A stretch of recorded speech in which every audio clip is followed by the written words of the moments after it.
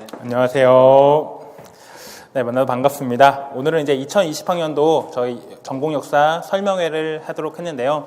네, 추운 날씨에 많이들 오셨는데 네, 표정이 앞에 남자분 굉장히 지금 굳어 있어서 저를 더욱더 긴장하게 만들고 있습니다. 네, 저희가 이제 오늘 여기 자리에 모인 이유는 이제 내년도 시험에 합격을 하기 위해서 여기 오늘 이렇게 추운 날씨까지 오셨는데 간략하게 임용시험에 대한 안내 그리고 저희 수업에 대한 안내를 하도록 제가 먼저 진행을 하도록 하겠습니다. 그래서 이제 넘어가면요. 긴장이 되네. 얘가 자꾸 말썽을 부려서 아까 잠시만 보시면은 이제 전반적인 안내는요. 이런 식으로 임용고시에 대한 안내나 그다음에 학원 수업에 대한 안내 그리고 저희 연간 학원 수업 계획 그리고 기출문제와 문제 해결 이런 것을 순서대로 전반적으로 진행이 될 겁니다. 그래서 전반적으로 순서를 가시게 되면은 저희가 임용시험이라고 하는 것은 1차와 2차 시험으로 이루어져 있습니다. 그래서 1차 시험에서는 여러분들을 이제 문항을 통해서 1점 전체 선발 인원의 1.5배수 정도를 선발을 하게 되고요. 그다음 2차 시험에서는 여러분들 수업 능력이라던가 그다음에 면접 이런 것을 통해서 다시 1배수를 선발하게 되는 시험으로 넘어가게 되어 있습니다. 그래서 전반적인 내용들을 간단하게 보시면은 지금 현재 출제 기관은 한국교육과정평가원인데 교과평에서 조금 업무 부담 등의 이유로 인해서 자꾸만 교육청으로 넘긴다라고 하는 이야기는 있는데 그런 이야기는 이따 김태규 선생님께서 말씀을 해주실 거고요. 그다음에 관련된 평가 출제 관련된 사항이라던가 채점 관련된 사항들 이런 것도 이따 김태규 선생님께서 간단하게 언급을 하시도록 하겠습니다. 그래서 저희 이제 시험은요 한국사의 내용 지식 그리고 세계사 그러니까 동양사와 서양사라고 하는 것 그리고 이제 역사 교육론이라고 하는 세 가지 꼭지로 이루어져 있습니다. 그래서 출제 비율을 보시게 되면은 한국사가 약 30% 그리고 역사 교육론이 약 30% 그리고 세계사가 동양사 20% 서양사 20% 해서 약 40% 정도로 이루어져 있고요. 그다음에 근래 시험이 갈수록 2차 시험의 비중이 점점점 커져가고 있습니다. 그래서 예전에 한 5년, 10년만 하더라도 1차 시험 성적에서 거의 변동 없이 2차 시험으로 가는 경우가 많았습니다. 그러니까 최대 폭이 5점 정도밖에 되지 않았는데 근래에는 15점 이상 뒤집히는 사례도 있을 만큼 어마하게 증감폭이 커지고 있어서 여러분들이 배운 내용들을 공부한 내용들을 토대로 2차 시험에까지 잘 구현해내는 것이 가장 이제 핵심 포인트로 자리매김했다라고 보시면 되고요.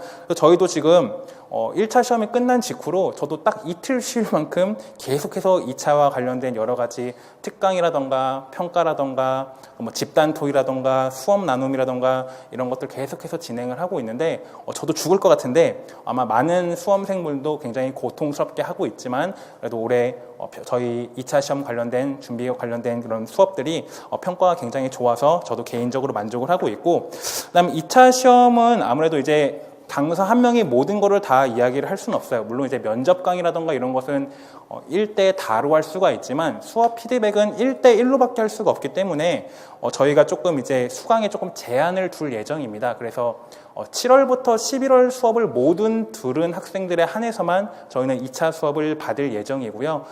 그래야만 저희도 인원수가 좀 제한이 돼서 조금 면밀한 피드백이 가능할 것 같아서 부득불 그런 제한을 거두었습니다. 이 친구가 뭔가 피드백이 지금 저를 자꾸만 골치를 썩이고 있어요. 이 피드백 한 쇼로 보고 있는데 잠시만요.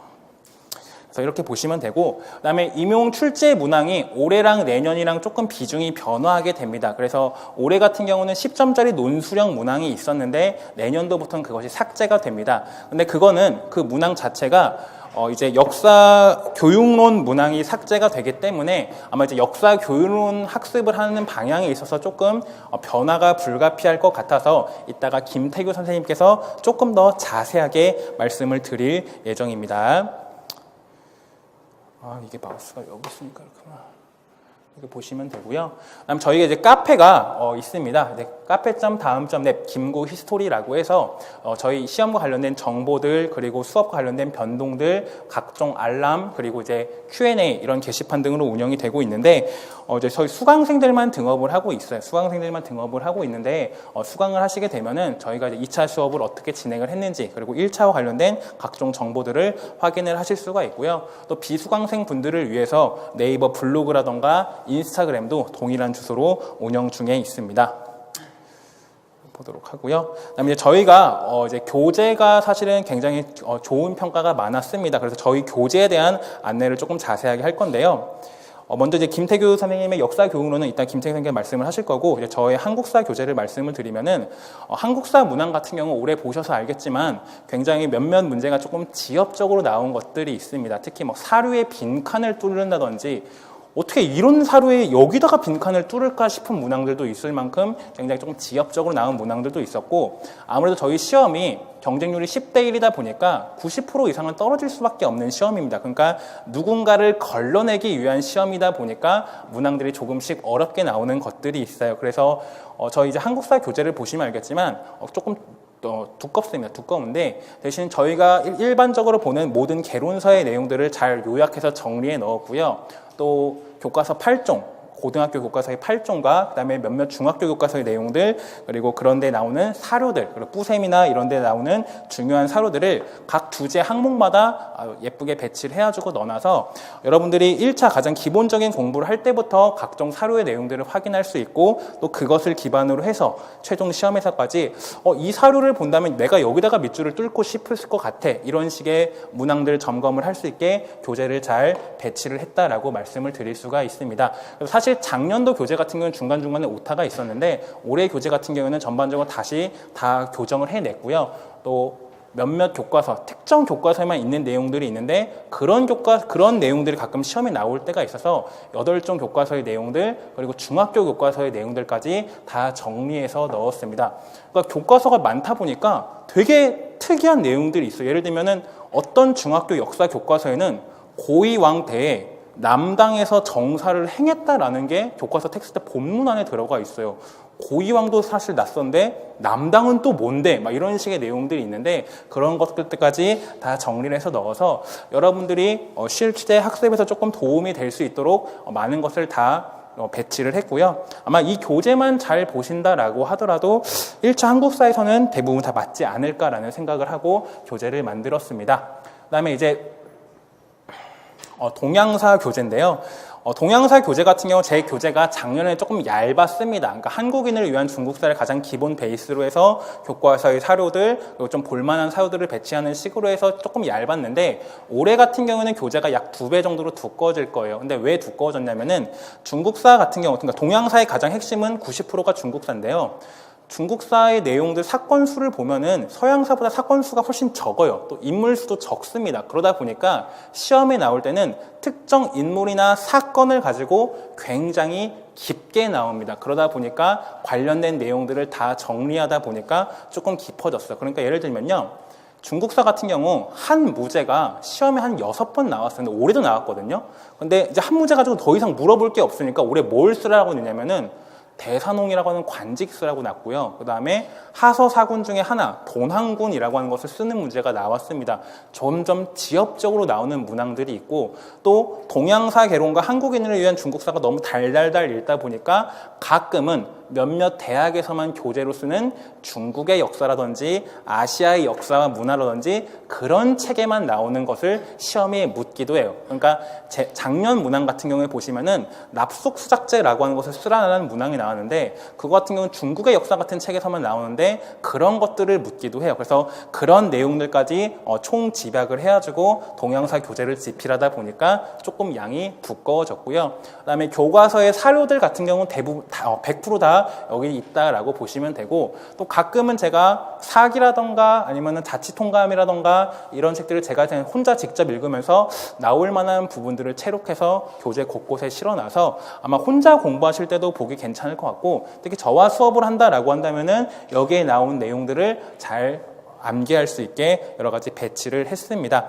사실 도난군이 올해 정답률이 굉장히 낮기는 했는데요. 사실 그 도난과 조금 비슷한 사료가 교과서에 있기는 있었어요. 동아시아사 교과서에 있기는 있었고, 저도 그것을 그냥 문제풀이 때 한번 풀기는 했는데, 저도 풀면서 설마 도난을 가지고 낼까 싶었는데 문제가 나왔어요. 그러니까 점점 뻔한 인물이다 보니까 조금 깊게 나온다라고 보시면 될 것 같습니다.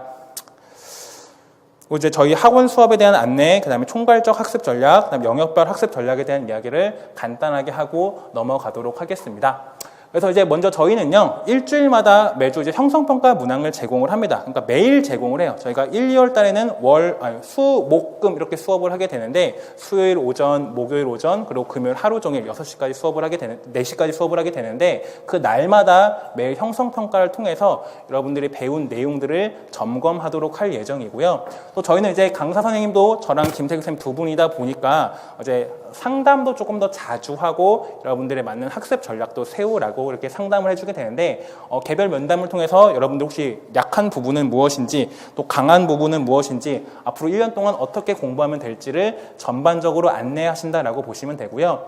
또 저희 1년 동안 수업 들으시면서 물어보시면 알겠지만 저희는 거의 늘 연구실에 상주하고 있어요. 특히 저 같은 경우는 뭐 주말 밤낮 없이 연구실에 거의 귀신처럼 박혀 있다라고 보시면 되는데요. 그러다 보니까 뭐 질의응답이라던가 이런 것들도 늘 자연스럽게 오셔서 하시면 될 것 같고요. 또 자습실에서 공부하신다라고 한다면은 저희가 이렇게 가끔씩 다니면서 여러분 혹시 잘못된 습관은 무엇인지 그런 것들도 같이 점검을 해드리도록 하겠습니다. 그리고 저희는요, 2달마다 한 번씩 모의고사를 운영 중에 있습니다. 그래서 이제 뭐 저희는 총괄평가라고 하는데 실제 시험 문항처럼 만들어서 2달에 한 번씩 2달 동안 배운 내용을 기반으로 해서 모의고사를 보게 되는데요. 꼭 그렇게 총괄평가라고 해서 뭐 되게 별거 아니다라고 생각할 수는 있는데 자기가 빠진 내용들을 점검을 할 수도 있고, 또 이런 모의고사에 나오는 문항들은 아무래도 출제위원들도 걷어가지 않다 보니까 실제 시험에서 많이 나오기도 합니다. 그러니까 저 같은 경우는 올해 뭐 총괄평가에서 뭐 점성도라던가 아니면 철도라던가 뭐 몇몇 개가 그대로 시험에 그대로 나온 게 있는데 뭐 그런 것들을 통해서도 여러분들 학습에 훨씬 더 도움이 되지 않을까라고 생각을 하시면 되겠습니다. 그래서 이렇게 운영이 되고요. 그다음에 이건 김태규 선생님께서 말씀을 하실 거고요. 그다음에 먼저 이제 한국사 아까 좀 간단하게 말씀을 드렸는데요. 한국사가 양이 사실은 가장 많아요. 그러니까 전공 역사 부분에 있어서 한국사만큼 토 나오는 과목이 없습니다. 왜 그러냐면요, 고등학교 고3은 8종이고요. 그 다음에 나오다가 만 국정교과서도 있습니다. 근데 국정교과서는 넘어가도록 해도 고등학교 교과서만 8종에다가 각종 개론서들도 양의 다른 과목보다 훨씬 많습니다. 그리고 시험 문제도 어쩜 이런 사료를 어디서 갖고 왔는지 깜짝 놀랄 때가 가끔씩 있어요. 그러다 보니까 양이 많은데, 그래서 중고등학교 교과서를 뭐 읽으라라고 하는 게 가장 기본 토대긴 해요. 왜냐면은 요새는 출제위원들한테 가장 기본적으로 교육과정에 입각해서 출제를 하라라고 하고, 교과서 내용을 가지고 문제를 만들면은 가장 잘 만들었다고 평가를 합니다. 그러다 보니까 교육과정에 대한 이해, 교과서에 대한 이해가 선행적인데, 교과서를 그렇다고 열 몇 종이 넘는 교과서를 다 볼 수는 없으니까 일단은 고등학교 교과서를 한 종 천천히 읽어 나가시는 것이 필요합니다. 그래서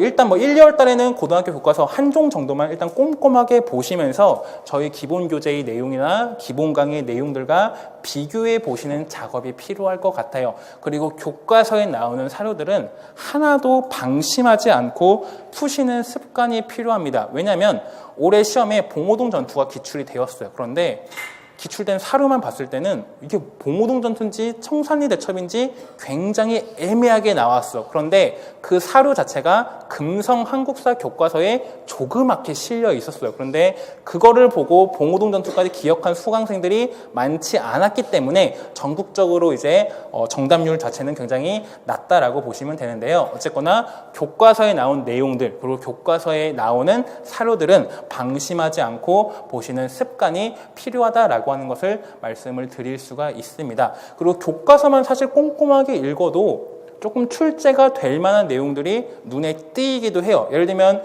동아시아사 교과서를 잘 읽어보시면요, 여성에 대한 강조, 그 다음에 철도에 대한 강조가 주된 테마로 있으니까 한국사, 중국사, 일본사를 여성으로 묶는 페이지가 있고 철도로 묶는 페이지가 있거든요. 작년에 여성 나와서 찬양회와 근우회가 나왔고요. 올해 2점짜리로 이제 철도회사가 나와서 갔는데, 또 보시다 보면은 또 그런 다른 주제가 있어요. 예를 들면은 명나라, 청나라식의 대외 교역 같은 것도 동아시아사 교과서의 중요한 테마로 다루고 있는데, 그것도 분명히 1, 2년 내에 기출이 될 수 있는 유력한 주제다라고 보시고 학습을 하시면 되고요. 뭐 성리학, 양명학 이런 학문을 가지고도 좀 중요한 테마로 묻긴 하는데, 거기는 조금 애매한 게 윤리과랑 내용이 겹쳐서 거기는 그냥 조금 간단하게 학습을 하시면 되지 않을까라고 생각을 하겠습니다. 그다음에 이제 2단계에서는요, 저희 이제 개론서와 이제 여러분들이 배운 내용들을 비교 검토해 보시면 되는데요. 근데 한국사 개론서가 그렇게 친절하지 않아요. 한자도 좀 많고 그다음에 내용도 많습니다. 그래서 개론서를 간단하게 보시면요. 먼저 이제 한국사 통론이라고 하는 책이 있어요. 녹색 책인데 한국사 통론이라고 하는 책이 있고 다시 찾는 우리 역사라고 하는 책을 보통은 가장 기본적으로 봅니다. 그런데 양도 많고요. 단점이 있어요. 단점. 뭘까요? 단점. 치명적인 단점이 뭐냐면 한국사 통론 같은 경우는 이제는 저자분께서 개정을 하실 수가 없게 되었기 때문에 마지막 개정을 한 지 이제 10년이 지났습니다. 그러다 보니까 저희 교과서의 내용들과 다른 내용들이 굉장히 많아요. 그러니까 예전의 연구 성과에서 끝난 내용들이 많다 보니까 근래에 공부하기는 조금 부족한 면이 있는 것도 사실이고요. 다음 다시 찾는 우리 역사 같은 경우에는 이제 한영우 교수님께서 아직도 이제 개정을 하시고 계속 운영 중에 있는데 저자의 사관이 다소 강해요. 그러다 보니까 학계에서 말하는 내용, 그러니까 교과서에 말하는 내용과 저자의 생각이 다소 다른 지점들이 종종 있어요. 종종 있다 보니까 조금 주의 깊게 봐야 되는 책이다라고 하는 걸 말씀을 드릴 수가 있고, 만약에 혼자 공부하신다라고 한다면 여기는 그래도 가볍게는 한번 읽어보시되, 만약 학습 내용이 너무 부담이 된다면은 저는 과감하게 1단계는 건너뛰고 그냥 저희 기본 교재랑 교과서만 보셔도 된다라고 말씀을 드릴 수가 있습니다. 다만 몇몇 꼭지는 그래도 볼만한 부분이 있어요. 예를 들면 한국사 통론 같은 경우에는 그래도 고려시대 부분은 지금도 볼만한 부분들이 굉장히 많습니다. 왜? 저자가 고려시대 전공자다 보니까 다른 시대에 비해서는 그래도 고려시대가 근래의 학계적 연구적 성과가 잘 반영이 되어 있는 편이고요. 그럼 다시 찾는 우리 역사 같은 경우에는 그래도 저자가 조선시대 또 조선 후기 쪽 전공이다 보니까 조선시대랑 근대 쪽 파트는 그래도 저자의 생각보다는 학계 연구적 성과가 잘 집약이 되어 있기 때문에 조선과 근대 편을 공부할 땐 그래도 다시 찾는 우리 역사는 한 번쯤은 그래도 꼭 꼼꼼하게 읽어보시는 것도 나쁘지 않다라고 말씀을 드릴 수가 있고요. 다시 찾는 우리 역사는 두 가지 버전이 있습니다. 한 권으로 된 통합본이 있고요. 세 권으로 시대별로 나누어져 있는 게 있는데 어느 걸로 보셔도 내용은 똑같습니다. 그거는 여러분 취향에 맡기도록 할게요. 그다음에 2단계에 있어서는 여기서부터 이제 머리가 아파요. 왜냐면은 한국사 특강이라고 하는 2008년에 서울대에서 나온 책이 있는데 거기는 이제 주제별로 정리가 되어 있어요. 주제별로 정리가 되어 있는데 가끔씩 4점짜리나 5점짜리 문항이 한국사 특강의 그 주제를 가지고 통으로 나올 때가 가끔 있어요. 가끔 있고 또 이제 한국사 길잡이라고 해서 상권이나 학원으로 나뉘어진 책이 있는데 마찬가지로 4점이나 5점짜리 문항이 여기서 통으로 나올 때가 있습니다. 그래서 이 두 책은 물론 제 기본 교재도 굉장히 잘 요약이 정리가 되어 있는데 그래도 여러분들이 꼼꼼하게 읽어보시는 것이 꼭 필요합니다. 왜? 주제별로 되어 있으니까 꼼꼼하게 읽어보시는 것이 필요하고요.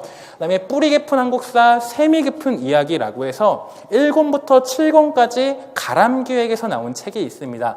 근데 이 책을 굉장히 이제 예전부터 임고생 사이에서 굉장히 베스트셀러인 이유가 뭐냐면 사료가 엄청나게 많아요. 웬만한 사료는 여기 다 들어있습니다. 그래서 이제 사료 공부를 할 때 가장 많이 보는 책인데 다만 조심을 하셔야 되는 게요.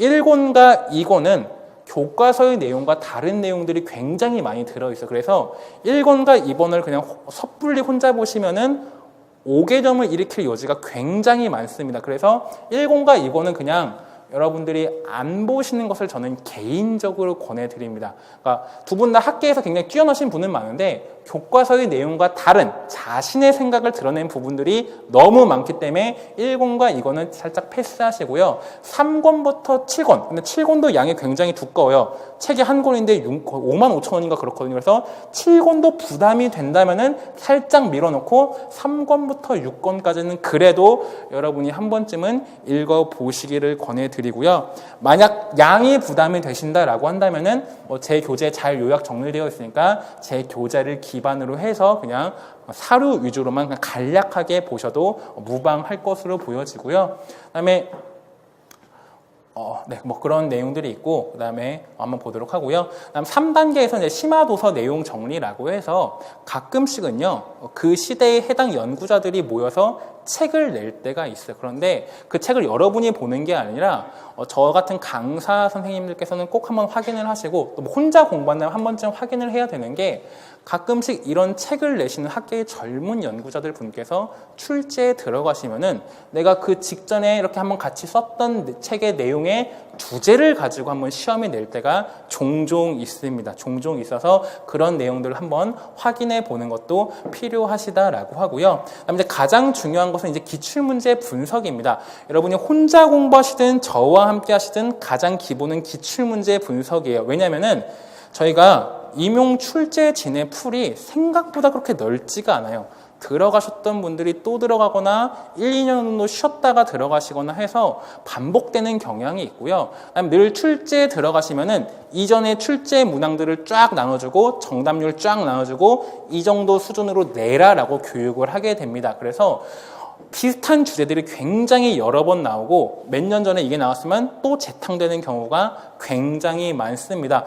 그래서 저 같은 경우에는 올해 이제 기출문제 분석반을 할 때 김무사림이 다시 한번 나올 때가 됐다라고 했는데 나오기도 했고요. 그 다음에 조선시대 후기 같은 경우에는 실학, 후기에서 실학이 3분의 1의 출제 비율을 자랑한다. 분명히 실학자 나올 수 있다라고 했는데 정약용이 올해 시험 문제 나와서 일단 여러분이 혼자든 저와 함께하든 기출 문제 몇 년도에 뭐가 기출됐고 어떻게 나왔고 그것을 늘 머릿속에 암기하시는 것이 필요하고요. 또 기출된 사료는 달달달 외우시는 게 필요합니다. 왜? 기출된 사료를 그대로 해서 다른 부분의 구멍을 뚫는 시험 문제가 여러 번 나왔어요. 여러 번 나왔기 때문에 기출 문제를 꼭 확인을 하시고 그다음에 주제에 각각에 입각해서 정리하시는 게 필요하고요. 그다음 왜 옆에다가 수능이라고 하는 걸 써놨냐면요.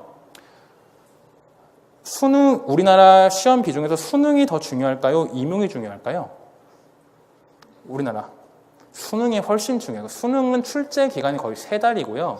임용은 3주입니다. 그러니까 수능은 문항을 만드는 법부터 모든 것을 아주 집약적으로 쫙 교육을 시켜요. 출제 교수진들한테. 그래서 엄청나게 많은 교육을 받게 되고 출제 문항이 나오게 되고 임용은 짧아요. 3주밖에 되지 않기 때문에 교육을 시킬 시간이 없어. 그런데 둘 다 출제 기간이 교육과정 평가원이기 때문에 수능에서 교육받고 수능에서 검증된 사람을 임용 출제진으로 쓰는 경우가 굉장히 많습니다. 굉장히 많아요. 그래서 수능에 나왔던 주제들을 보시면은 이것이 몇 년 뒤에 임용에 나올 수도 있다. 아니면 예를 들면 수능에서 조금 낯선 사료가 나왔다면 그것이 몇 년 뒤에 임용에 나올 수 있다라고 보시면 돼요. 예를 들어볼게요. 올해 문제 말고 작년도 시험 문제 중에 문화 대혁명이 시험에 나온 적이 있어. 근데 거기 답 중에 4인방을 답을 쓰는 게 있었는데 임용 수험생 준비생들은 4인방을 못 쓴 사람들이 굉장히 많았습니다. 그런데 불과 2, 3년 전에 수능 문항을 보면은 문화대혁명이 수능 기출이 되었고요. 그 지문 안에 4인방이라고 하는 단어가 명확히 나오는 문제가 2번이나 출제가 되었습니다. 그런 식의 문제들이 굉장히 많아요. 그래서 수능 문항 그리고 6월과 9월에 시행되는 교육과정평가원 모의평가 문항 정도는 그래도 여러분들이 가볍게 한국사, 동아시아사, 세계사 정도는 가볍게 한번 풀어보시는 것이 꼭 필요합니다. 그래서 그분들 출제위원들과 검토위원 풀들이 상당 부분 일치하기 때문에 그런 것들을 정리하시는 게 필요하고요. 또 여력이 된다면은 한국사 능력 검정 시험 문항들도 여러분이 풀어보시는 것도 나쁘지는 않습니다. 물론 한국사 능력 검정 시험은요, 교사들이 내요. 석박사 정도를 가진 교사들이 내긴 하는데, 근데 여기서 조금 나왔던 주제들이 실제 시험에 나오는 문항들이 덜어 있었어요. 예를 들면 작년에 나왔던 찬양에도요, 한국사 능력 검정 시험에서 이미 2번이나 출제가 되었던 지문이었습니다. 그런데 그것이 임용시험에 반영되기도 했고요. 또 올해 같은 경우 이제 그 발해 사신과 신라 사신의 갈등, 쟁장 사건이라는 게 나왔는데 그것도 한국사 능력 검정 시험에 그 지문이 그대로 나왔던 적이 있기 때문에 여력이 된다라고 하면 여러분이 한번 보시고, 물론 저 같은 경우에는 90, 11월 문제풀이 할 때 각 주제마다 관련된 수능 문항이나 한국사 능력 검정시험 문항을 올해도 제공을 했고 내년에도 제공을 해서 가치금 다시금 되짚어 볼 수 있게 만들 예정입니다. 그리고 이제 기출 주제는요, 꼭 반드시 심화 정리하는 게 필요해. 예를 들면요, 무제도 너무 여러 번 나오다 보니까 일반적으로 나오면 여러분 다 맞춰. 그렇기 때문에 계속해서 지역적으로 조금씩 깊게 들어가고 있고요. 왕한석 신법도 올해 나왔는데 예전에 한번 출제가 되었거든요. 근데 거의 좀 비슷하고 살짝 어렵게 해서 올해 출제가 되었는데 역시나 조금 어려웠던 문항이기도 했습니다.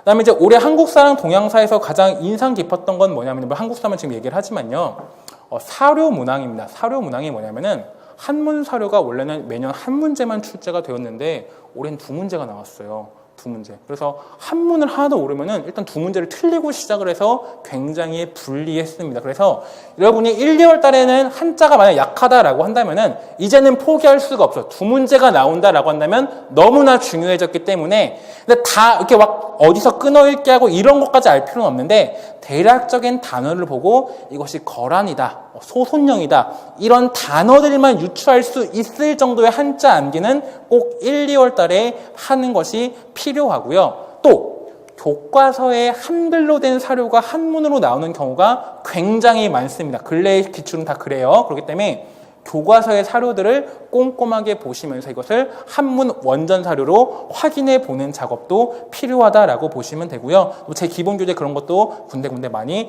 마련이 되어 있습니다. 그다음에 원문 사료들 이런 것도 뿌셈해 보시면은 한문 원문 사료들이 중간중간 많아요. 그래서 그런 것들도 여러분이 혹시 시간이 된다라고 한다면 확인해 보시는 것이 필요하고요. 그다음에 문제풀이가 갈수록 중요해져요. 왜냐하면은 정말 핵심적인 센텐스에서 문제가 나오기보다는 그 핵심적인 센텐스 주제에 관련된 사료 이상한 데다가 빈칸을 뻥 뚫어놓고 쓰시오 라고 낸 다음에 사료의 내용과 다르기 때문에 엄격하게 채점하겠습니다 라고 하는 경우가 점점점 많아지고 있습니다. 그런데 우리가 사료를 100% 다 암기할 수는 없어요. 일단 문제로 접해보고 틀려야 암기가 잘 되기 때문에 많은 문제를 풀어보시는 것이 갈수록 임용시험에서 중요한 핵심 포인트로 자리매김하고 있다라고 보시면 되겠습니다. 그래서 한자 암기 중요하고 교과서 내용 일단 달달달 보는 거. 교과서 보라고 하면은 물론 이제 중국사 시간 얘기를 하겠지만 여러분이 자꾸만 이제 막 잠깐만 이제 한국사 교재만 보시는 경향이 강한데요. 중국사도 마찬가지입니다. 중국사도 마찬가지인데 여러분이 굉장히 간과하시는 것 중에 하나가 동아시아사라는 교과서예요. 그런데 동아시아사 교과서에서 몇 년 전부터 이미 출제가 여러 번 되었어요. 예를 들면 찬양회 그 지문도 모든 동아시아사 교과서마다 지문, 그 사료가 그대로 있습니다. 그런데 많은 분들이 동아시아사 교과서를 보지 않다 보니까 찬양회 많이 틀렸죠. 올해 철도도 물론 한국사 교과서에 철도 관련된 얘기가 있지만 동아시아사 교과서에 보시면 철도 얘기가 정말로 많아요. 또 교육 얘기도 많은데 올해 같은 경우 또 교육 얘기도 한 문제가 물어봤습니다. 그렇기 때문에 동아시아사 교과서도 꼭 최소한 한 종 정도는 매우 꼼꼼하게 어떤 주제를 다루고 있느냐를 꼼꼼하게 보시는 것이 가장 선행 작업이고요. 그다음 중국산 동양산 되게 골 때리는 게요. 동아시아사 교과서에만 있는 내용도 있고 가끔은 세계사 교과서에만 있는 내용들도 있어요. 그렇기 때문에 세계사 교과서의 내용도 보실 수밖에 없습니다. 예를 들면은 춘추 전국시대 제자백과사상 이런 것들은 동아시아사 교과서엔 거의 없고 세계사 교과서에 많아요. 그렇기 때문에 세계사 교과서, 동아시아사 교과서 두 개 다 꼼꼼하게 보시는 것이 필요하고요. 그다음 2단계에서는 다시 또 개론서를 봐주셔야 되는데 우리가 중국사는 되게 간단합니다. 크게 볼 것은 동양사 개론과 한국인을 위한 중국사밖에 없습니다. 그러다 보니까 수험생들 누구나 이 두 책은 몇 번씩 읽고 시험을 보다 보니까 지역적으로 나오는 경우도 있고 가끔 이 심화도서 몇몇 대학에서만 교재로 쓰는 책에서 나오는 경우가 있습니다. 그래서 그런 부분들도 저와 함께 확인을 하시든 여러분이 혼자서 확인을 하시든 꼭 확인하는 작업이 필수적이고요.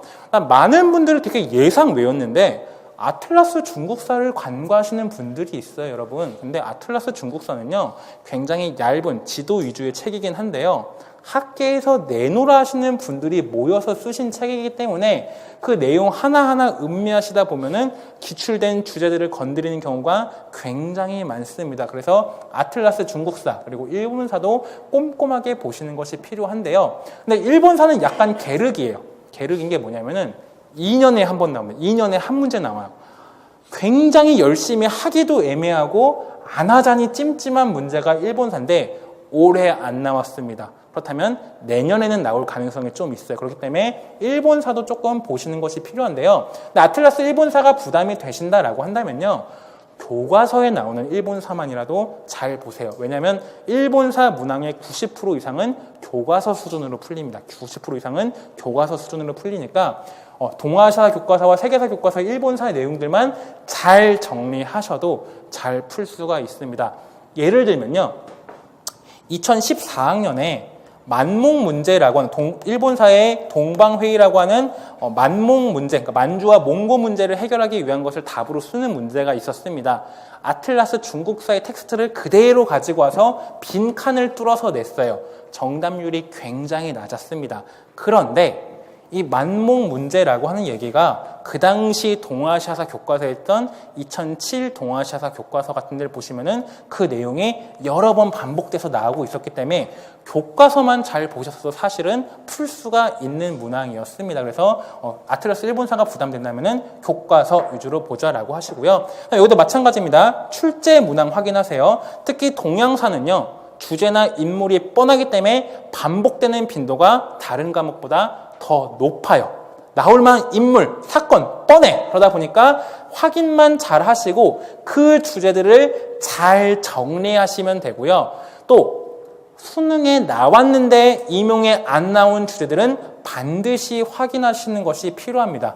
왜냐? 여러 번 나왔어요. 근래 여러 번 나왔습니다. 중국사. 임용에는 안 나왔는데 수능에 나왔던 주제들, 문화 대혁명 같은 주제들, 토지개혁 같은 문제들 여러 번 나왔기 때문에 수능 문제, 저와 함께든 여러분이 혼자든 꼭 분석하시고 같이 공부하시는 것이 필요하고요. 그다음 아까 한자 문제가 어떻게 나왔냐면요. 한국사에서 하나, 동양사에서 하나가 나왔어요. 원래는 한국사, 동양사 합쳐서 한 문제인데 올해는 각각 하나가 나왔는데 출제위원들이 왜 그렇게 메시지를 주는지는 여러 가지 이유가 있지만 요새 학생들이 너무 한자를 모른다라고 하는 위기의식도 있어요. 그래서 올해도 두 문제가 나올 여지가 굉장히 큽니다. 그렇기 때문에 절대로 포기하지 말고 한자 한 3급 정도만 공부하시면 충분합니다. 1800자 정도만 외우시면 되고요. 1800자가 너무 힘들어도 1000자 정도만 외우시면 충분히 두 문항 풀 수가 있으니까요. 제발 올해 1, 2월 달부터는 한자 공부를 조금씩 하시는 것이 필요하다라고 보여집니다. 그래서 이런 것들을 이렇게 보시면 되고요. 그다음에 사실 한국사나 동양사나 저희가 여러 가지를 얘기를 했지만 사실은 저희 기본 교재에 보시면요. 굉장히 그 내용들을 저희 나름대로 잘 집약해서 정리를 해 놨습니다. 그래서 이제 저희 학원에 대한 대략적인 안내를 하고 제 부분을 이제 마치려고 하는데요. 저희가 이제 가장 사실 힘을 많이 주는 강의는요. 1, 2월 기본 강의입니다. 왜냐? 저희 기본 교재를 가지고 처음부터 끝까지 쫙 정리를 하는 책이에요. 처음부터 끝까지 쫙 정리를 하고 각 주제마다 중요한 주제마다 모든 사료가 다 들어있기 때문에 사실은 기본반만 잘 정리를 해도 실제 임용시험에서 합격권에 드는 데는 저는 지장이 없다라고 자신 있게 말씀을 드릴 수가 있습니다. 그래서 1, 2월 강의를 쭉 전반적으로 보시게 되면은 가장 처음부터 끝까지 가장 집약적으로 압축적으로 정리를 하게 되는 주제가 1, 2월 기본반 강의고요. 보시면 알겠지만 교과서의 사료들, 그다음에 중요 사료집이라고 하는 뿌셈이라던가 사료를 보는 아시아사라던가 이런 데에 나오는 사료들을 집약적으로 잘 정리를 해놓은 저희 기본 교재를 통해서 집약 정리를 하게 되고요. 그렇다면 3월부터 6월까지는 뭘 하느냐?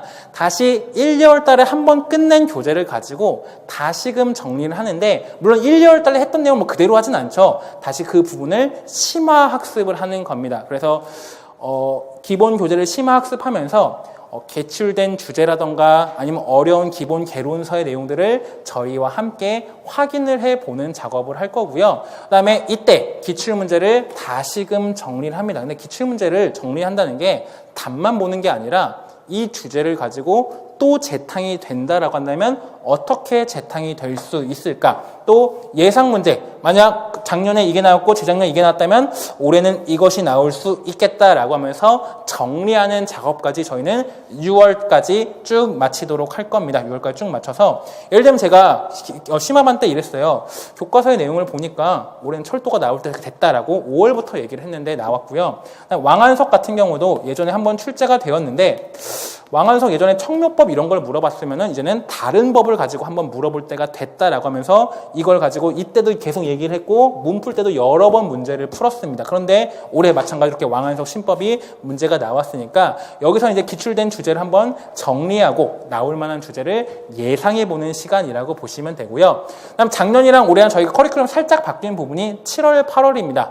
7월, 8월부터는요. 본격적으로 문제를 풀기 시작을 할 건데 기본적인 문제부터 풀 겁니다. 그래서 가장 기본적인 개론서의 내용을 가지고 기본적 문제풀이를 할 거고요. 두 번째, 교과서의 내용들을 하나도 빠짐없이 문제풀이를 할 겁니다.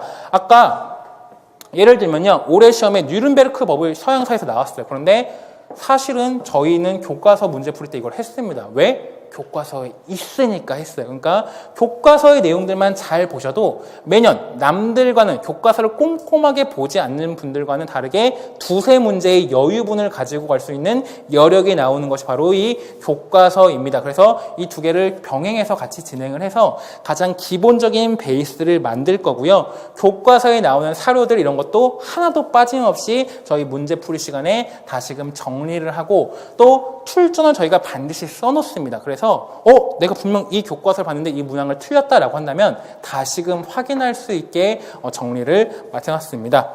그래서 이렇게 보시면 되고요. 그 다음에 이제 바로 이제 9, 10, 11월 달에는 어떤 걸 하게 되냐면 다시 이제 영역별로 조금 수준을 올려서 다시금 문제풀이를 하게 됩니다. 그래서 사료라던가 이런 여러 가지들 그리고 학계에서 요새 중요하게 논의되고 있는 주제들 교육과정에서 강조하고 있는 포인트들을 다시금 수목 하루씩 저와 김태규 선생님이 하게 되고요. 그다음 금요일은 실전 모의고사 형태로 해서 약 12회 정도로 실제 시간과 동일하게 문제를 풀 예정입니다. 그런데요. 저희가 문제를 만드는 데 있어서 굉장히 심혈을 기울여서 만들기 때문에 다른 학원보다 조금 어려울 수 있는데 올해 시험이 어려웠기 때문에 저희는 오히려 실제 시험장에서 굉장히 득을 봤다라고 하는 수강생들이 굉장히 많았습니다. 그래서 조금 어려운데 그게 우리가 일부러 어렵게 내는 게 아니라 시험이 갈수록 조금 지엽적인 것들을 내는 경향이 있기 때문에 그런 것을 반영해서 낸다라고 보시면 되고요. 그렇다고 너무 막 이상한 데서 내지는 않습니다. 분명히 교과서에 있고 개론서에 있고 학계에서 중요하게 다뤄지는 건데 여러분들 쉽게 쓸 수 없는 주제들도 간혹 있다라고 말씀을 드리고요. 또 사료들도 저희는 그냥 교과서의 사료만 그대로 재탕하지 않습니다. 가끔은 저희가 필요하다라고 한다면 원전을 찾아서 문항을 제작하기 때문에 여러분들이 낯설게 느낄 때가 있습니다. 그다음 이제 11월 달에는 뭐 하느냐? 지금 이제 저도 지금 한창 하고 있는데요. 2차 반을 해요. 그래서 저희는 이제 올해 같은 경우는 그냥 올해 기수강생들을 대상으로 그냥 올해 2달이라도 들었으면 다 2차 반을 받아줬는데 인원이 너무 많다 보니까 너무 힘들어요. 저희가 너무 힘들어서 내년에는 좀 제한을 걸어서 7월부터 11월까지의 강의를 모두 수강한 학생들에 한해서만 2차 반을 받을 예정인데요. 2차 반에서는 면접도 쭉 진행을 해서 면접과 관련된 내용을 쫙 정리를 하게 되고요. 그다음에 2차 준비와 관련된 전반적인 필요한 사항들을 제가 이제 총괄 디렉팅이 돼가지고 일정을 짜서 어떤 것부터 준비해야 되는지 특강 형식으로 해서 엄청나게 많이 기본 베이스를 깐 다음에 수업을 하게 되고요. 또 이제 가장 어려운 지역이 경기도입니다. 왜냐하면 경기도 같은 경우에는요, 다른 지역보다 배울 내용이 준비해야 될 내용이 2배예요. 예를 들면 집단 토의도 있고요, 수업 나눔도 있고, 수업도 있고요, 개별 면접도 있습니다. 4가지를 준비해야 되다가 자기 성장 보고서라고 하는 것까지 총 5가지를 준비해야 되는데 그런 것들까지 다 준비할 수 있게 외부 강사와 연계가 되어서 2차 반을 현재 운영 중에 있고요. 아마 여기 아시는 수강생들 경기 이렇게 들으시는 분들 있지만 굉장히 지금 만족도가 높기 때문에 저희와 잘 따라오신다라고 한다면 좋은 결과 이루어질 수 있을 것 같고요. 그다음에 12월 초까지는 그런 식으로 기본 베이스를 쭉 깐다라고 한다면 12월 중순부터는 합격자 출신들을 이제 같이 한번 불러서 여러분들 1대1로 밀착 지도를 통해서 어떻게든 1차 합격에서 비벼볼 수 있는 점수가 나왔다라고 한다면 2차 합격에 100% 할 수 있게 지금 현재 운영 중에 있습니다. 그래서 저도 엊그제랑 어제 하루 종일 집단 토의 봐서 집단 토의 보면서 앉아있는 자세부터 발성, 말하는 대화, 키워드 이런 것까지 다 같이 다 개별 피드백하면서 저는 지금 12월 달에 학원을 안 나온 날이 딱 이틀이에요. 그 외에는 지금 계속 나와서 여러분들 2차 특강하는 거 주위에서 지켜보기도 하고 같이 피드백하기도 하고 지금 힘든 과정을 거치고 있는데 지금 평가가 좋아서 저도 뭐 개인적으로 만족하는 시간이다라고 보시면 되고요. 그다음 뭐 저희 뭐에 대한 안내인데요. 약간 뭐 자뻑이 있기도 하죠. 자뻑이 있기도 한데요. 저는 이제 저를 모르시는 분들도 있을까 간단히 말씀을 드리자면, 저는 원래 임용시험을 잘 붙어서 현직에 잘 있었는데, 방문각 학원에서 자꾸 저한테 연락이 와가지고, 이제 교육청에다가 사표를 던지고 나와서 지금 저희 여러분 앞에 서 있는데요.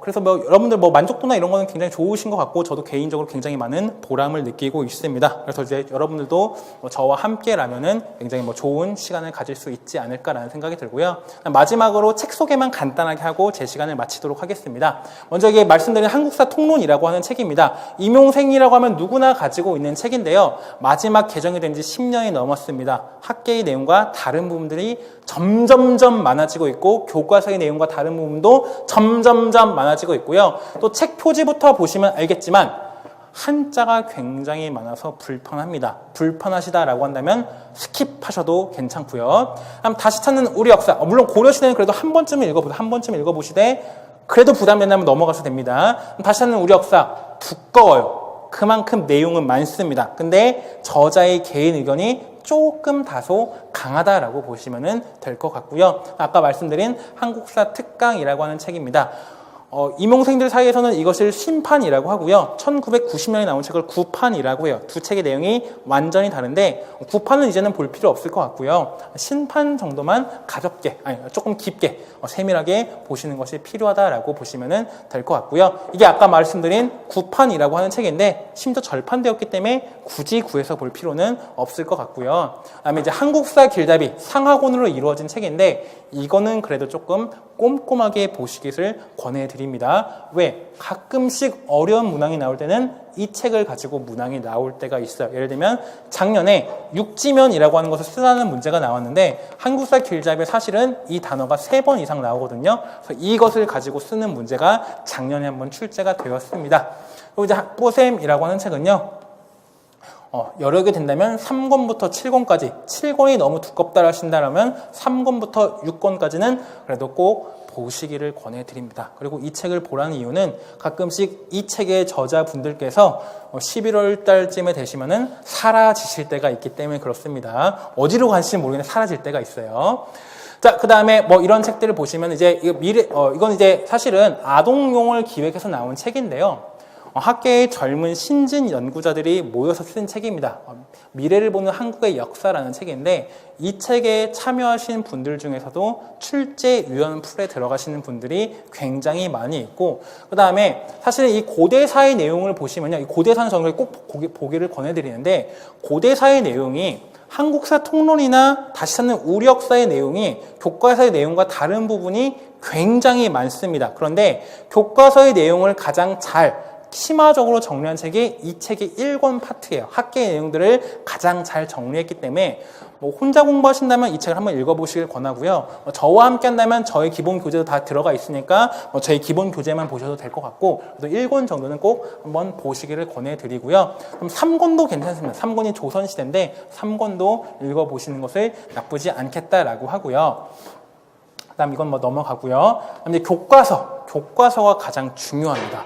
왜? 출제위원들한테 교과서 내용 가지고 문제 내라고 엄청나게 강조한대요. 그렇기 때문에 교과서에 나오는 내용들은 토시 하나 빠지지 않고 학습하는 것이 필요합니다. 특정 교과서만 있는 내용들도 마찬가지입니다. 예를 들면요. 발명학회라고 있어요. 발명학회. 한국사 특강 심판에 한 번 나오거든요. 그런데 한국사 교과서에 보시면은 교학사에서 나온 한국사 교과서에서는 이 발명학회에 대해서 4줄 정도로 설명을 하고 있습니다. 그렇다면 보셔야 돼요. 또 우리가 항일 운동 관련해서 단체가 워낙 많습니다. 그런데 지학사, 한국사 교과서에 보시면은 기성볼단 이런 단체들도 교과서 본문 안에 들어가 있습니다. 그렇다면 한 번쯤은 아셔야 되는 겁니다. 그렇기 때문에 이런 조금 마이너한 것까지 빼놓지 않고 보시는 것이 꼭 필요하다라고 보시면 되고요. 또 어떤 교과서가 좋습니까? 라고 한다면은 저는 이제 가장 많이 권해드리는 것은요. 내가 만약 임용시험을 정말 처음 입문한다라고 한다면은 천재교육계 가장 기본적인 책으로 좋고요. 내가 그래도 임용시험을 조금 공부해봤다라고 한다면은 지학사가 가장 좋습니다. 지학사가 가장 좋아요. 그리고 나는 사료를 정말 많이 보고 싶다라고 한다면은 금성이 가장 좋습니다. 금성이 가장 좋아요. 왜? 금성이 가장 두껍고 사료가 정말 많고요. 올해 나온 문항의 그 사료도 금성에 있었습니다. 그다음 지학사는 장점이 뭐냐? 텍스트를 보시면 알겠지만요.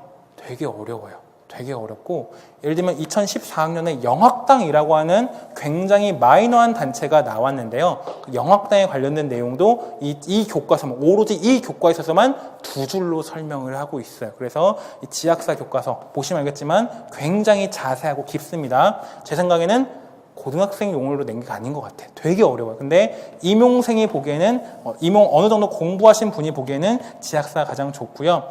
천재는 장점이 뭐냐면요. 무난하고 사건과 사건 사이의 연결고리가 가장 잘 설정이 되어 있는 책이 천재교육 교과서입니다. 그래서 이거 3종을 기반으로 해서 다른 교과서까지 계속해서 연계해서 보시는 것이 꼭 필요하다라고 저는 자신 있게 말씀을 드립니다. 그래서 한국사 8종은 꼭 그래도 한 달에 한 권씩 본다, 아니면 진도에 맞춰서 본다, 아니면은 1월부터 4월까지는 3개를 보고 5월부터 8월까지는 나머지 3개를 보고 9월부터 11월까지 2개를 본다. 이런 식으로 하든 어쨌든 8종 교과서는 여러분 손으로 한번 읽어보시기를 권해드립니다. 왜? 너무나 마이너한 데서 가끔씩 나올 때가 있고요. 또 교과서 내용만 사실 여러 번 보더라도 풀 수 있는 문항이 굉장히 많습니다. 예를 들면 작년에 나왔던 브라운 각서의 내용이라던가 이런 내용도 모든 교과서에 다 있어요. 그렇기 때문에 교과서 내용만 여러 번 봤어도 다 맞을 수 있는 문제, 아니면 독자적 천하관, 교과서 모든 데 들어가거든요. 그런 것도 있으니까 교과서 한번 꼭 보시는 것을 권해드리고요. 그 다음에 이런 심화 서적들은요, 여러분이 혼자 공부하시거나 내가 정말 이 분야에 관심이 있다라고 한다면 찾아보시는 용도지, 근데 올해 시험에 공부를 위해서 보시는 것은 권해드리지는 않습니다. 이 책들은 뭐냐면은 출제위원급들이 글을 쓴 책들이라서 그냥 제가 넣어놓은 건데요. 여러분이 만약 내가 공부를 하다가 고대사가 너무 재밌다, 더 공부하고 싶다라고 한다면은 그때 보시되, 그렇지 않다면은 교과서 위주로 해서 반복하시는 것을 권해드린다라고 말씀을 드릴 수가 있겠습니다. 그래서 이렇게 보시면 되고요. 그다음에 동양사 개론이요, 작년에 개정이 되었어요. 원래는 이게 주황색 표지인데 녹색 표지로 바뀌었습니다. 근데 정말 놀랍게도 내용은 거의 바뀐 게 없어요. 바뀐 내용이라 봤자 원나라식에 조금 한두 장 들어가고, 일본사 관련된 부분이 5장 정도 들어갔는데 교과서 내용과 다를 바가 없어요. 굳이 안 사셔도 되겠다라는 판단이 들 만큼 바뀐 내용은 거의 없다라고 보시면 됩니다. 다만 한자만 쓰여있던 부분들을 다 한글 주기를 달아놔서 초심자가 보기에는 훨씬 편해지기는 했습니다. 그래서 이미 있으신 분들은 굳이 살 필요가 있을까 싶은 책은 이 동양사개론 개정판이고요. 물론 새로 공부하시는 분들은 이 책으로 사시는 것이 훨씬 더 낫겠죠. 그 다음에 이 책이 조금 어렵다라고 한다면 기본적인 인문 도서서 권해드리는 책은 바로 이 한국인을 위한 중국사입니다. 왜? 교양서적으로 나왔어요. 그러다 보니까 굉장히 서술이 쉽습니다. 그래서 이 책의 내용을 가장 기반으로 해서 이 책까지 붙여나가는 식으로 보시면 되고요. 그다음 이 책은 주제마다 지도와 함께 있기 때문에 본문의 내용이 가장 소략합니다. 그렇기 때문에 이 2개까지 공부한 다음에 정리하는 식으로 해서 이 책을 붙여나가시기를 권해드려요. 근데 이 책부터 공부하게 되면 너무 뼈대만 공부하다 보니까 남는 게 좀 없을 수가 있고, 이 두 책을 가장 기반으로 해서 공부한 다음에 저는 개인적으로 이 책으로 마무리 정리하시기를 권해드리고요. 만약 내가 중국사의 지리를 하나도 모른다라고 한다면 이 책을 초기에는 늘 옆에 두시고 보시면은 중국사의 지리적 정보가 들어오는데 조금 도움이 될 수가 있습니다. 왜냐면요, 서양 사는 나라가 워낙 많기 때문에 특정 나라의 수도를 묻는 문제가 나오진 않지만, 중국사는 동양사의 90% 이상은 중국사고 중국은 한 나라이기 때문에 각 나라마다의 수도 위치를 가지고도 시험 문제가 나온 적이 있었기 때문에 지리적 정보를 아시는 것도 굉장히 중요하기 때문에 그렇습니다. 이렇게 보시면 되고요. 이런 책들, 사료로 보는 아시아사, 여기 이제 많은 사료들이 들어가 있는 책입니다. 그래서 제 기본 교재에도 비슷한 수준의 사료들이 굉장히 많이 실려 있어서 제 기본 교재를 보셔도 되고, 아니면 사료만 집약적으로 다시 한번 내가 세밀하게 보시고 싶다라고 하신다면은 이 책을 하나 구비하시는 것도 나쁘지는 않을 것 같아요. 내가 정말 시간이 남는다라고 한다면 이 아틀라스 일본사도 한 번 정도는 읽어볼 만한데 조금 로또입니다. 2년에 한 번 나오고 그 2년에 한 번 나올 때도 보통은 이 교과서 수준으로 풀리는 문항들이 나오기 때문에 아틀라스 일본사는 여러분 선택에 맡긴다라고 보시면 될 것 같습니다. 그 다음에 세계사 교과서도 꼼꼼하게 보세요. 이따 김태규 선생님 말씀하시겠지만 교과서, 세계사 교과서에만 있는 내용들도 여러 번 근래 출제가 되었습니다. 그다음 동아시아사도 여러분 까먹지 마시고 보시고요. 그 다음에 여러분 이거는 예전 수기 읽고 여러분 착각하실까봐 그러는 건데, 예전에는 이 강자 중국사라고 하는 책도 무조건 읽어야 됐어요. 왜? 2차 시험에서, 예전에 3차로 이루어질 때 2차 시험에서 논술형 문제가 나올 때는 이 주제별로 되기 때문에 이 책을 읽어야 되는데, 지금은 읽을 필요는 없습니다. 지금은 읽지 마세요. 돈 낭비고 시간 낭비고 차라리 교과서를 한번 보시기 바라고요. 내가 중국사가 너무 한이 된다라고 하시면은 차라리 이거 책 시리즈를 한 번쯤은 보시는 것도 나쁘지는 않습니다. 물론 제 기본 교재 다 정리가 되어 있기는 한데요. 여러분이 어떻게 선택을 할지는 모르겠지만, 이 책도 한 번쯤은 보시는 게 진한 시대, 위진남북조 시대, 먼 시대 이렇게 쭉 나와 있고, 임용시험 일주일 전에 중국의 역사 송나라 시대가 딱 나왔는데, 그 책을 보시면은 어전법은 화북에서만 했다라고 본문 텍스트 안에 있어요. 그런데 그 책을 읽지 않았거나 중국사를 깊게 공부하지 않으신 분들은 왕안석의 신법 문제할 때 어전법이라고 써서 불리하게 지금 채점이 되고 있는 경우가 있었습니다. 그다음 역사와 교육론 부분은 저희 이제 전문가이신 김태규 선생님께서 잘 말씀을 하실 거고요.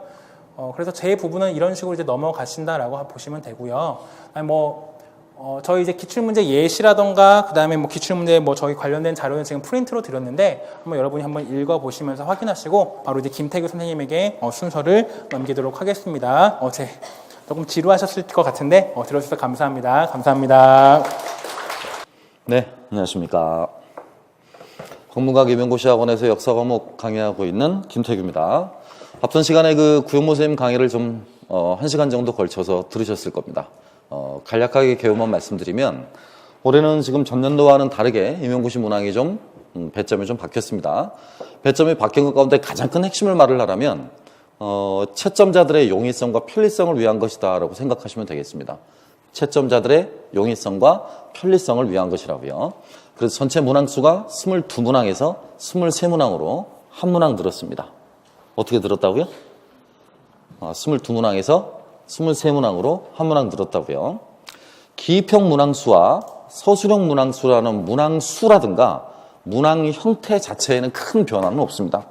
수도 한두 문항 정도 늘게 되어 있고요. 또 형태도 그대로 유사하게 진행이 되니까요. 다만 큰 변화라고 한다면 올해 시험까지 연달아 5년차 논술형 문항으로 나왔었던 10점짜리 역사교육론 문항이 폐지가 됐습니다. 폐지가 됐다는 말은 10점이 쪼개질 수 있는 문항의 형태들로 나눠졌겠다라는 이야기로 가늠할 수 있겠죠. 그래서 4점짜리 서술형 2개로, 그 다음에 2점짜리 기입형 하나로 해서 세 문항으로 쪼개지게 됐습니다. 이해하시겠습니까? 이렇게 문항 쪼개진 것은 누구도 알지 못합니다. 정확히 아시고 대비하시면 남보다 한 걸음 빠를 수 있을 것 같아서 세부적으로 말씀드린 겁니다. 이해하시겠어요? 기입형 문항 하나, 그 다음에 서술형 문항 둘.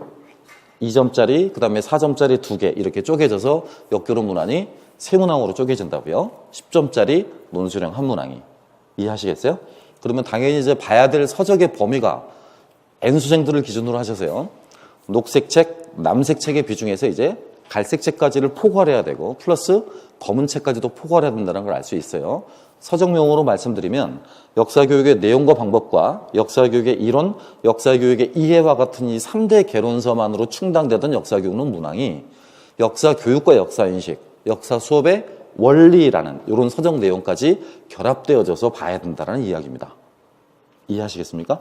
타 영역들에 비해서 과목의 부담이 다소 늘었다 내지는 학습량이 다소 늘었다라고 평가받을 수 있는 부분이기도 합니다. 그렇기 때문에 예년과는 다르게 역교론 문항의 배점이 30%를 유지한다라고 치더라도 올해 시험, 이번 시험 경우처럼 지금 다소 난이도가 있을 거다라고 생각을 하셔야 됩니다. 실제로 이제 올해 수업을 듣던 저희 강좌를 들으셨던 많은 분들은요, 저희 강좌를 듣지 않았던 분들에 비해서 정확히 6점이 앞섰습니다. 6점이 앞섰던 증거는 그 프린트 뒷부분에 보시면 아실 수 있을 겁니다. 역사과 핵심 역량에 관한 부분은 그 어떤 학원들에서도 강의를 하지 않았던 부분들인데 우리 학원에 다녔던 학생들은 거의 7, 80% 학생들이 정답을 썼더랬습니다. 거기 잡아놓은 프린트 안에 들어가 있는 건 한 문항이었지만 그와 유사한 문항으로 풀었던 것만 정확히 4문항입니다. 왜 저렇게 학원에서 제기된 문제풀이 같은 경우는 거짓말을 할 수가 없냐면 학생들에게 이미 다 문제가 배포된 상태고 또 시중에 나와 있는 문제집만 해도 제 이름을 달고 있는 문제집만 4권입니다. 따라서 거짓말을 할 수가 없어요. 어떤 부분에서 몇 년도에 어떤 부분에 문제가 나왔다라고 하는 것들은 실은 그 들어와 있는 표나 프린트 자체를 저희가 만든 게 아니라 수강했던 학생들이 만들어준 내용입니다. 확인하고 싶으시다면 나중에 카페에 들어가시면 학생들이 올린 유사문항, 적중문항 이렇게 표와 그림들이 전부 다 있을 겁니다. 학생들이 자발적으로 올린 것이니까 해당 부분들을 캐치하시는 데는 크게 어렵지 않을 것으로 봅니다. 그래서 전년도 문항 같은 경우는 정확히 뉴른베르크 법령 또 더 나아가 아이만 같은 경우는 실제 4월 달에 비디오 클립으로 보기도 했던 겁니다. 수업 자료로요. 동영상으로 봐서 너나 할 것 없이 크게 어렵지 않게 답을 쓸 수 있기도 했었죠. 대한철도회사 같은 경우는 거짓말 조금 더 보태가지고 8번 넘게 문제는 풀었던 것 같습니다. 또 아울러서 중국 근현대사 문제 같은 경우도 마찬가지였고요. 사이언스, 신과학 이런 부분들도 지문과 거의 동일한 문제들도 시험 문제 나왔었고요. 그래서 예년과는 다르게 문항 적중률이 굉장히 높다 보니까 우리 학원 출신의 그 학생들의 점수가 굉장히 높은 편입니다. 이제 결과를 보시면 아실 텐데요. 1차 합격자 수가 굉장히 많아질 것이고 그 많아지는 비율이 나중에 이제 숫자들 이렇게 합격한 사람들 다 와서 이제 인사드릴 건데요. 비율이 전체 응시자, 그러니까 전체 수강하였던 응시자 가운데 60%입니다. 60%. 어마어마한 숫자입니다. 지난 11월 말 기준으로 수강하고 있었던 196명의 학생을 기준으로 삼는다면 그 가운데 60%면 대략 계산해 보시면 숫자는 나올 거라고 생각됩니다. 그렇게 인원이 많았었기 때문에 2차 인원을 부득불 다 받을 수가 없었고요. 그 2차 인원을 클레임을 걸었습니다. 최고 상한선을 걸어서 250명 선착순 마감을 했고요.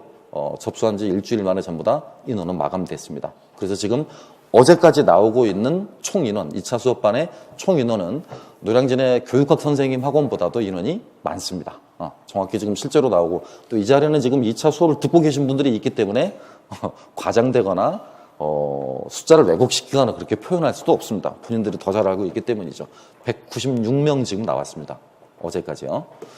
아마 내년도에는 이 2차 수업의 파급력이 워낙 크다 보니까 저 구영모 선생이 총괄 디렉팅을 하고 제가 뒤에서 서포트를 합니다. 그래서 총괄적으로 기획을 하는 저 구영모 선생은 경기팀을 위주로 담당을 하게 되고요. 작년과 동일하게 비경기팀은 제가 담당을 하게 될 겁니다.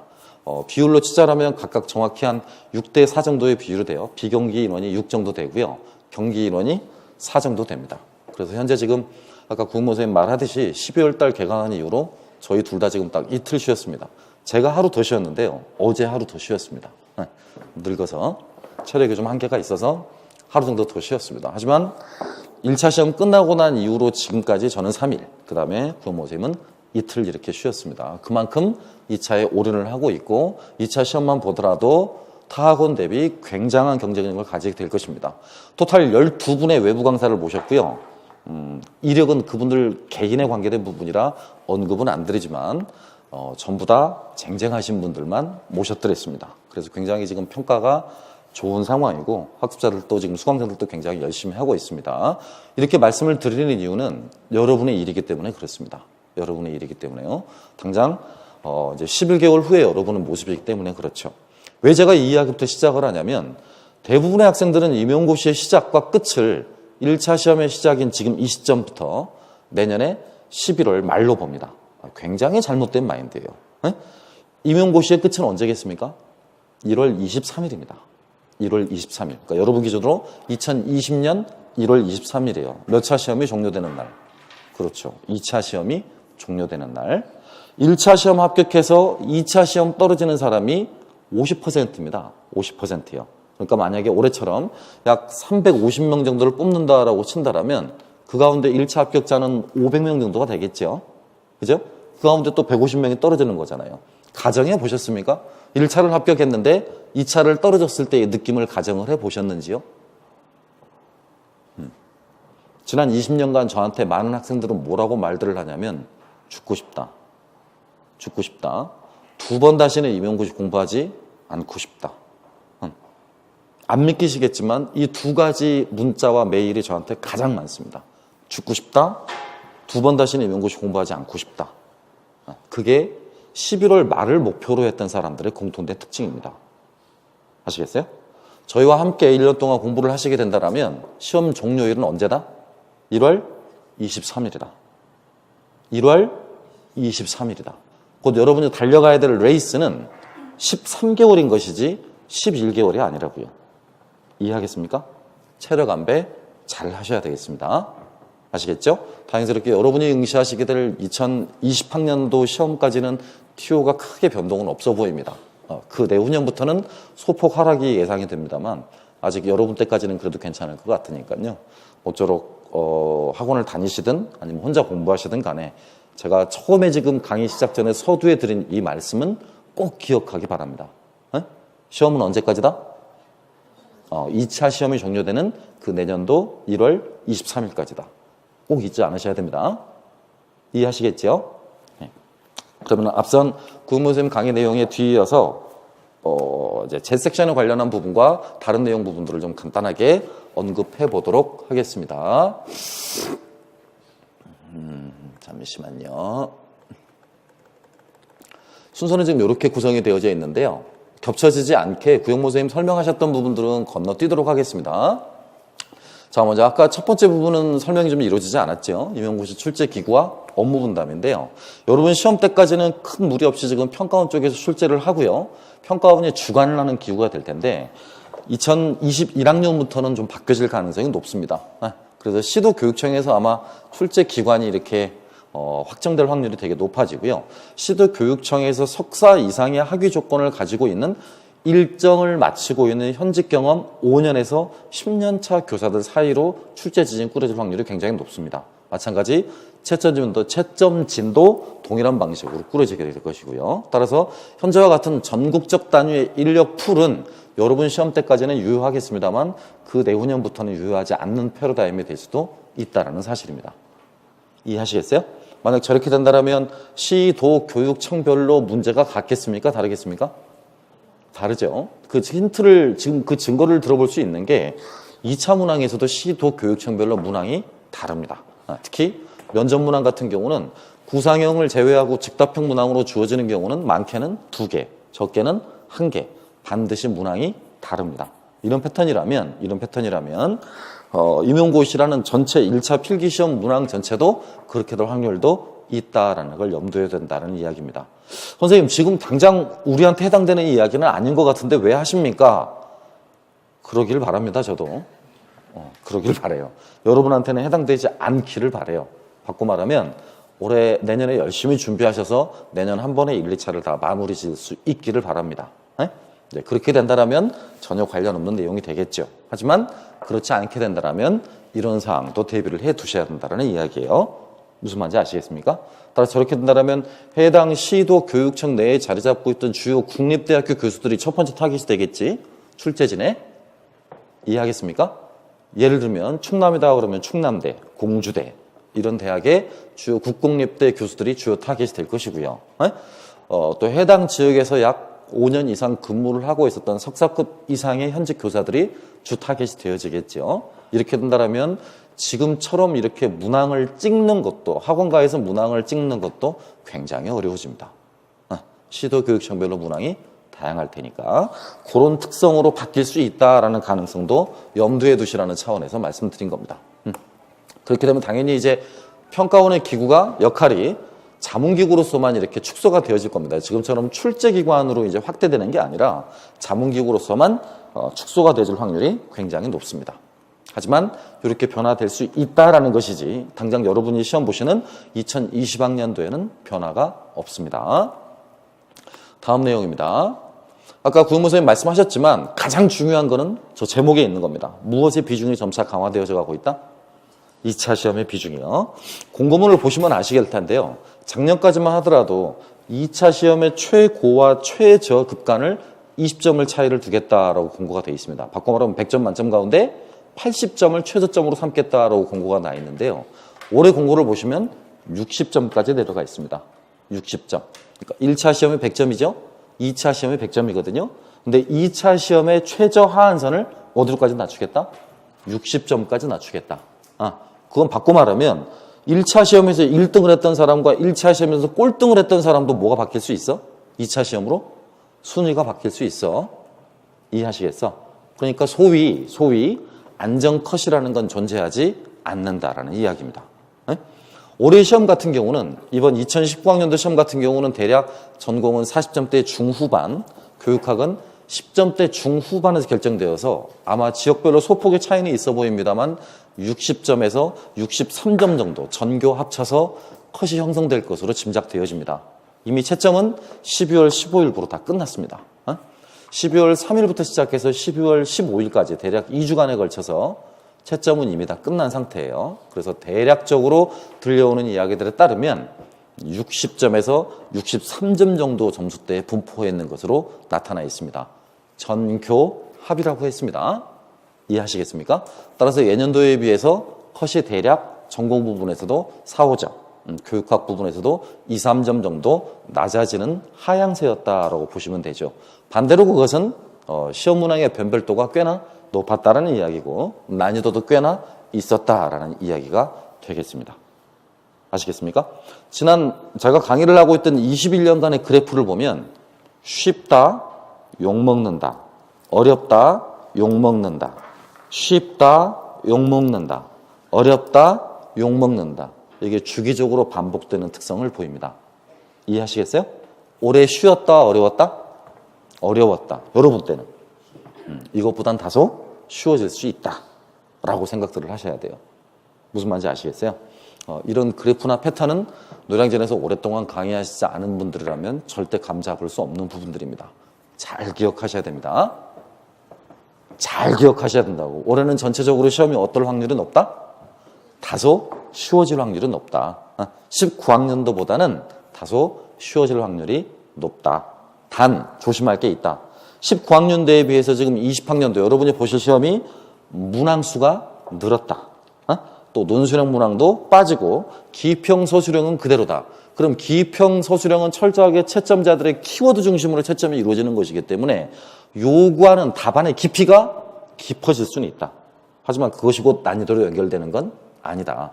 더 쉽게 정리해드리면 디테일한 부분까지 외워야 될 것은 오히려 분량이 많아졌다.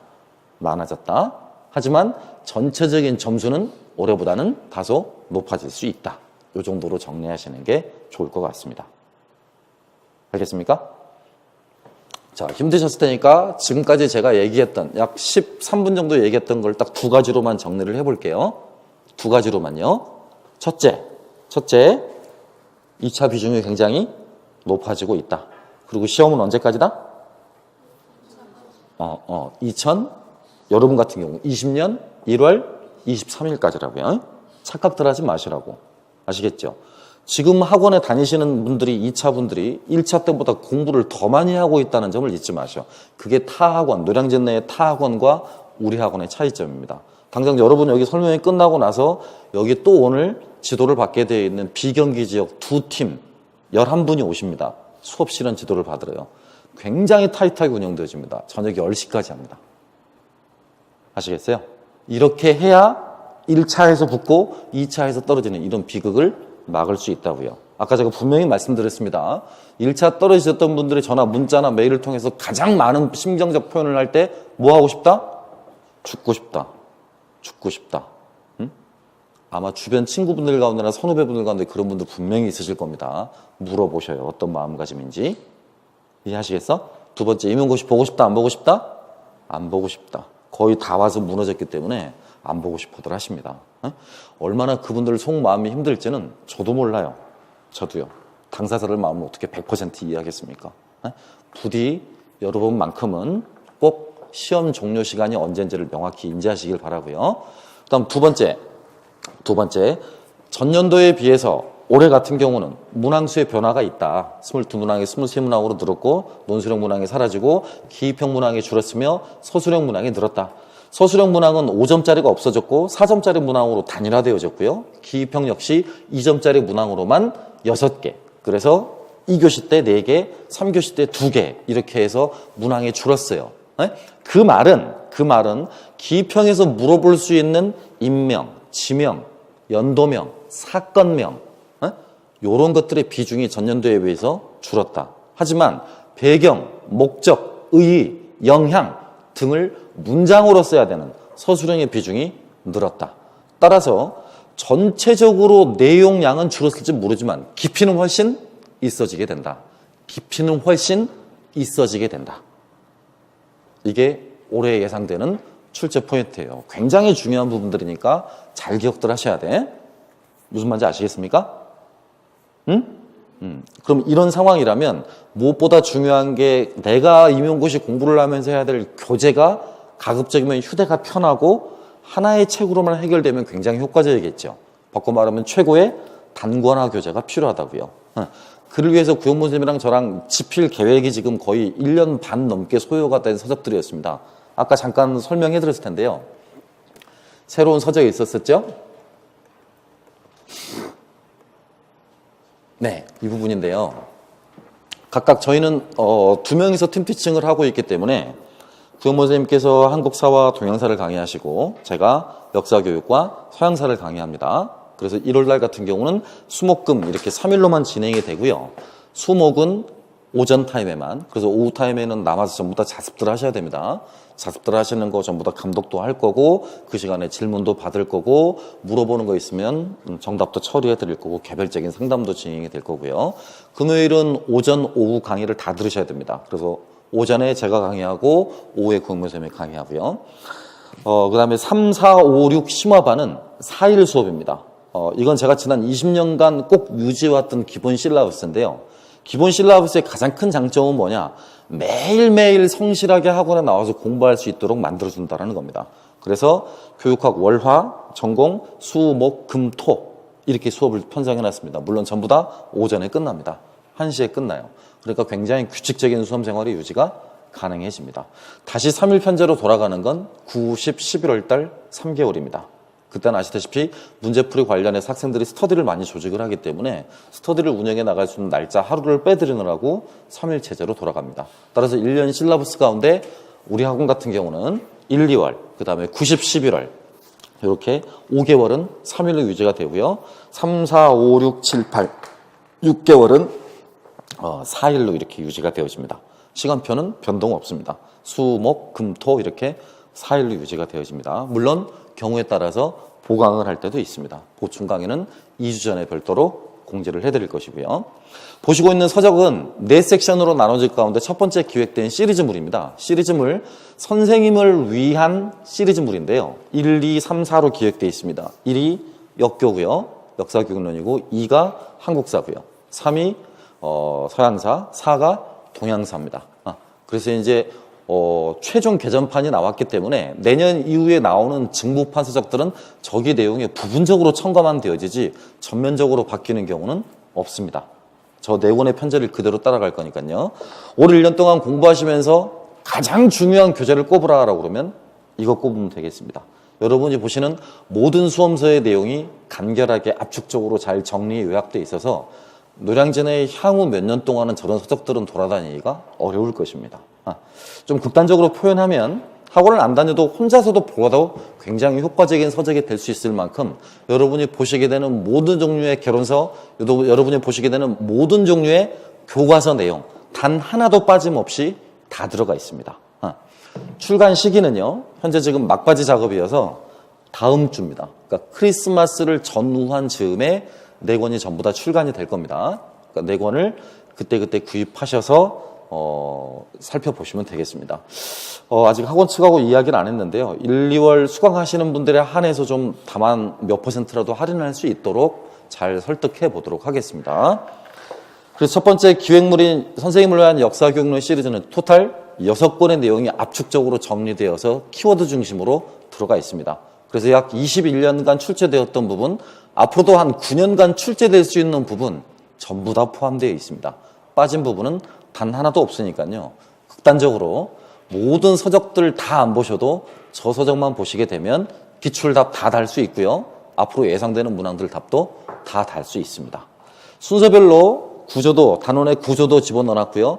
구조도별로 해당되는 내용들을 간략간략하게 요약해놨기 때문에 구조도와 관련한 제 설명을 들으시고 해당되는 부분의 내용 텍스트를 읽어보시게 된다라면 수업 시작 전에 한 번만 읽어보시게, 5분 정도만 투자해서 읽어보시고 온다라면 수업 효과는 배가 될 수 있을 겁니다. 아울러 수업이 끝나고 나서 1시간 정도만 따로 복습을 하신다고 그런다라면 자연스럽게 외워지는 부분도 생길 것이고요. 이해하시겠습니까? 네, 그래서 토탈 6권의 수험서의 내용을 한 책으로 녹여놨으니까요. 별도로 다른 책들을 구입하시거나 사실 필요 없이 해당되는 서적들로 커버가 가능하겠습니다. 네, 항수사 책은 이렇게 생겼습니다. 아까 구원보 선생님 설명하셨듯이 개론서 내용과 교과서 내용이 압축되어 있는데요. 전년도 말씀을 드리자면 이미 7월 말에 절판됐습니다. 7월 말에 절판이요. 그만큼 노량진에서 공부하고 있었던 N수생 이상들이 굉장히 좋은 교재다, 잘 써진 교재다라고 그래서 굉장히 빠른 시일 내에 절판이 됐던 교재이기도 합니다. 다음에 보셨던 그 동양사 부분도 마찬가지였습니다. 제가 쓰고 있는 이 서양사 책은요, 다른 책의 편제와는 조금 다른 부분이 한 가지가 있는데, 서양은 일국의 역사가 아니지 않습니까? 동양사처럼 2개 정도나 동남아시아까지 포함해서 3개 권역의 역사가 아니라 8개 권역의 역사로 포함될 수 있습니다. 국가나 지역을 포괄하게 된다면. 그래서 A라는 지역 또는 A라는 국가에서 이런 일이 일어날 때 B라는 지역에서는 어떤 일이 일어나고나를 조망해 보기 위해서 맨 단원 앞부분에 보시면 전체 흐름과 연관한 개관 연표들이 약 2장에서 4장까지 이렇게 그림으로 그려져 있습니다. 그리고 해당 시대의 개관에 해당하는 내용들이 2페이지 정도 또 쓰여져 있고요. 그래서 여러분이 보시는 4대 수험서의 내용 가운데 빠짐없는 사실들을 전부 다 한 권에다 집어넣어놨습니다. 서양사 개론, 서양사 총론, 서양사 강좌 들어보셨죠? 그 다음 마지막 세계사 교과서 4종, 중학교 역사 8종 교과서 내용 다 들어가 있습니다. 그리고 사료로 보는 서양사 지금 시중에 나와서 판매하시죠. 그 서울대 팀과 전남대 이용희 교수가 공동으로 집필한 사료로 있는 서양사라는 1권, 2권, 4권까지 다 나와 있는데요. 그 사료 안의 내용도 전부 다 포괄되어 있습니다. 아울러 보너스 트랙으로 충남대 김웅정 교수가 집필하신 서양사 개념어 사전이라는 교재가 있는데요. 그 개념어 사전의 내용도 상당 부분 다 반영을 해놨습니다. 따라서 저 교재 역시 다른 어떤 교재도 안 보셔도 됩니다. 사료 별도로 보실 필요 없습니다. 다 들어가 있습니다. 지도 볼 필요 없습니다. 다 들어가 있습니다. 보시면 이거 한 권이면 끝나겠구나라는 느낌이 금방 드실 겁니다. 무턱대고 결제 먼저 하지 마시고 시중 서점이나 대형 서점 같은 데 가셔서 일단 교재를 한번 보셔보는 것도 괜찮겠죠. 얼마나 완성도가 있나 한번 확인해 보시고 구입하셔도 괜찮습니다. 지난 21년간 노력이 전부 다 반영이 되어 있는 서적이니까 자신 있게 말씀드릴 수 있습니다. 현존하는 수험서 가운데서 최고의 서적이다라고 이 4권 시리즈들을 한국사, 동양사, 역사교육, 서양사 아마 이제 올해 저게 시중에 풀리게 되면 저를 모방한 타 학원 선생님들의 서적이 또 엄청나게 나오게 될 것입니다. 하지만 저희는 2명입니다. 2명. 2명은 훨씬 시간을 효율적으로 쓸 수 있을 뿐만 아니라 각자의 맡은 영역에 대한 전문성을 더욱더 키워나갈 수 있을 것이기 때문에 앞으로 저보다 훨씬 더 양질의 교재들을 보충해낼 수 있을 것으로 자부합니다. 고로 다음 주 말쯤 돼서 시중에 이제 풀리게 될 해당 서적들을 개강 때는 반드시 준비하셔야 되겠고요. 1월 달부터 11월 달까지 봅니다. 1월 달부터 11월 달까지 봐요. 아까 구영무 선생님 말씀 잘 들으셨죠? 문제 풀이 때도 출전을 저기서 내기도 하고 다시 한번 피드백 한다고요. 따라서 책값이 다소 부담스럽다고 생각하실 게 아니라 1년용 교재를 보는 것이다. 또 나는 여기다 뭔가 쓸 필요가 없다라는 마음의 편안함을 느끼실 거예요. 노량진에 있는 다른 교재들은 포스트잇을 붙여야 될 부담감이 있을 텐데요. 여러분들은 오히려 포스트잇 값은 안 들게 될 겁니다. 써야 될 내용이 없을 테니까요. 추가해야 될 내용은 단 하나도 없을 겁니다. 그러니까 해당되는 부분. 그렇다고 막 책이 겁나게 두껍거나 무식하게 두껍거나 그렇지 않습니다. 절대 그렇지 않아요. 얇은 책은 300페이지 중반대, 두꺼운 책은 500페이지 중반대입니다. 그게 페이지니까 장수로 치면 150장, 많으면 250장 정도예요. 그러니까 4섹션을 전부 다 합쳐도 1000장이 안 됩니다. 그러니까 크게 부담 가는 양은 절대 아니니까요. 해당되는 교재들로만 단권화 시키시는 연습을 하시면 굉장히 효과적이 될 거라고 자신합니다. 네, 중앙사 교재는 이렇게 생겼습니다. 징기스칸 보이십니까? 징기스칸인 거 아시겠나요? 사소합니다만 보통 학원 선생님들은 저런 표지나 표지 디자인 과정에 별로 참여하지 않는데 구영모 선생님이랑 저는 저런 표지 디자인까지도 다 저희가 직접 참여해서 집필을 하고 있습니다. 왜 하루 종일 연구실에 있는지를 금방 아시게 될 겁니다.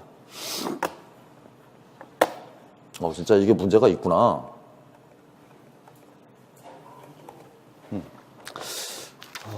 그러면 이 프린트 나눠드린 것도 잠깐 좀 소개를 해드려야 될 것 같으니까요. 프린트 잠깐만 좀 봐보실까요?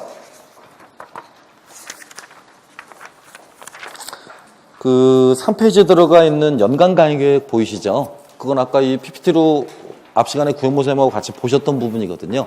연간 강의 계획 내용이요. 표로 아까 정리된 거 보신 거 기억나십니까? 강의 실라버스는 이렇게 운영이 되어집니다. 통상 기본 이론반 강의부터 2차 주반 강의까지 아까 제가 말씀드렸습니다만 실강에 나오시는 분들이 200명 내외입니다. 이제 많아지게 될 때는 2차 반처럼 250명 정도 가까이 될 때가 있는데요. 아마 1, 2월 반은 그만큼 많지는 않을 거예요. 250명까지는 안 될 테고 아마 200명 전환 인원이 되지 않을까라고 생각합니다. 강의실 6층에 가시면 지금처럼 이렇게 책상이 좀 너저분하게 되어 있는데 6층은 좀 깔끔하게 잘 되어 있습니다. 1인용 책상과 지금보다 조금 더 편안한 의자가 되어 있고요. 청정기라든가 냉장고 같은 거 따로 구비되어 있어서 우리 과만 전용으로 쓸 수 있게 잘 정비를 해둘 겁니다. 그리고 올해는 뒤에다가 제가 별도로 구영모 쌤이랑 저랑 뒤에다가 사물함을 좀 큰 걸 좀 마련을 해드릴 겁니다. 그래서 외부에 있지 않고 강의실 안에 사물함을 본인들 거를 따로 마련을 해서 짐을 거기다 놓고 왔다 갔다 하실 수 있게 그렇게 지금 진행을 해볼 생각입니다. 자, 이후에 3월부터 8월까지는 그렇게 기출 분석과 이제 심화반이 진행이 되는데요. 보다 더 무게를 두셔야 될 부분은 기출 분석입니다. 앞서서 구영모 선생님이 잘 설명을 해주셨는데요. 역교론과 서양사 같은 경우, 특히 역교론 같은 경우는 기출이 80%입니다. 그만큼 반복적 경향이 굉장히 강해요. 이해하겠습니까? 그리고 나머지 20%가 교육과정인데요. 21년 동안 강의하면서 교육과정 분야를 못 맞춰본 적은 한 번도 없습니다. 예를 들면 재작년에 사회생활과 먼 나라, 이웃나라 문제부터 시작해서 이번에 봤던 문제, 핵심 역량, 정체성과 상호 존중 이런 부분들은 명백히 다른 학원들과 딱 구별될 수 있는 2점 이상의 득점 포인트들입니다. 이제 그런 부분들 같은 경우는 아까 말씀드린 20%의 범주 안에 들어가는 부분이라 편안하게 마음 놓으시고 학원 수업만 잘 수강을 하시면 문제없이 득점하실 수 있는 부분이 되겠습니다. 서양사 같은 경우도 반복되는 기출문제의 패턴들이 나중에 제가 기출문제 분석표를 다 나눠드릴 겁니다만 반복되는 패턴들이 약 75% 정도 됩니다. 75%. 그러니까 이번에 봤던 시험 문제에서 비껴나가거나 예상 외로 들어갔던 부분들은 정확히 딱 한 문제였습니다. 한 문제. 올해 시험 문제에서 말입니다. 그것도 수업 시간에는 비디오로 봤던 부분이기도 한데요. 아이만. 아이만. 또 고등학교 문제풀이, 교과서 문제풀이 안에 들어가 있었던 뉘른베르크 법령. 그런 것들입니다. 또 개론서 문제풀이 때 같이 풀어봤었던 클로비스. 또 알렉산드로스와 연관된 부분은 전투 명칭. 뭐 이런 부분들은 다 기본적으로 9, 10월, 11월 문제풀이 때 다 한두 번씩은 풀어봤던 부분들입니다. 그래서 문제를 푸는데 크게 어려움은 없습니다. 왜 이런 부분을 별도로 이렇게 언급을 따로 그동안은 안 해드렸었냐면 21년 동안 강의하면서 기출문제를 뭐가 있었고 학원에서 어떤 문제를 풀었었다라고 말했던 적은 한 번도 없었습니다. 제가 말하지 않더라도 학생들이 다 말을 해주기 때문이죠. 문제를 풀고 문제를 갖고 있는 학생들이 보다 더 정확하게 잘 알고 보다 더 사실적으로 말해줄 수 있기 때문입니다. 그래서 올해 같은 경우는 학생들이 많이 올려주고 심지어는 시험 당일 그 다담 날이었었죠. 사회과 모카페에서 문항 유출 의혹의 당사자들이 되기도 했었습니다. 꽤나 많은 문항들이 적중했다라고요. 그런 부분들을 왜 언급을 하냐면 실제로 공부를 하고 노력을 하고 해당 부분을 전공을 하는 사람이라면 그렇게 맞추는 건 기본입니다. 기본이죠. 당연히 해야 될 일들이고요. 그러니까 그렇게 하기 위해서는 더 이상 노량진 안에서도요. 저희 과목 말고 나머지 과목들도 보시면 알겠습니다만 소위 말하는 1타 과목을 1타를 친다라고 하신 분들이 혼자 강의하시는 분은 한 명도 없습니다. 다 팀티칭이죠. 이유는 간단해요. 전공 영역별로 세분화되어지는 게 간단하고 더 중요한 이유는 무슨 시간의 확보? 연구 시간의 확보죠. 강의만 하게 되면 쏟아내기만 하니까요. 들어오는 게 없어지게 돼요. 그러니까 반드시 강의 준비를 위한 공부 시간 확보가 돼 있어야만 합니다. 그래서 예전에 제가 99년도부터 강의할 때 강의의 룰은 뭐였냐면 2대 4의 원칙이었어요. 2대 4의 원칙. 학원 강의는 이틀만 하고 4일은 강의 준비를 하는 것이 그 당시 학원 강사들의 기본이었습니다. 저 때만 하더라도 강사로 데뷔하기 위해서는 1년 동안 칠판을 지워야 됐었어요. 1년 동안 유력한 1타 강사들의 조교를 했어야만 했고요. 저는 그 코스를 다 밟고 왔습니다. 마이크 잡는 연습부터 해서 발성 연습까지만 6개월을 배웠고요. 월급 한 달에 200만 원씩 받으면서 칠판을 1년을 지웠습니다. 1년을요. 그래서 1타 강사들의 강의 기법들, 1타 강사들의 강의 노하우들 이런 부분들을 다 배워야만 데뷔를 할 수가 있었죠. 그만큼 힘든 일이었었습니다.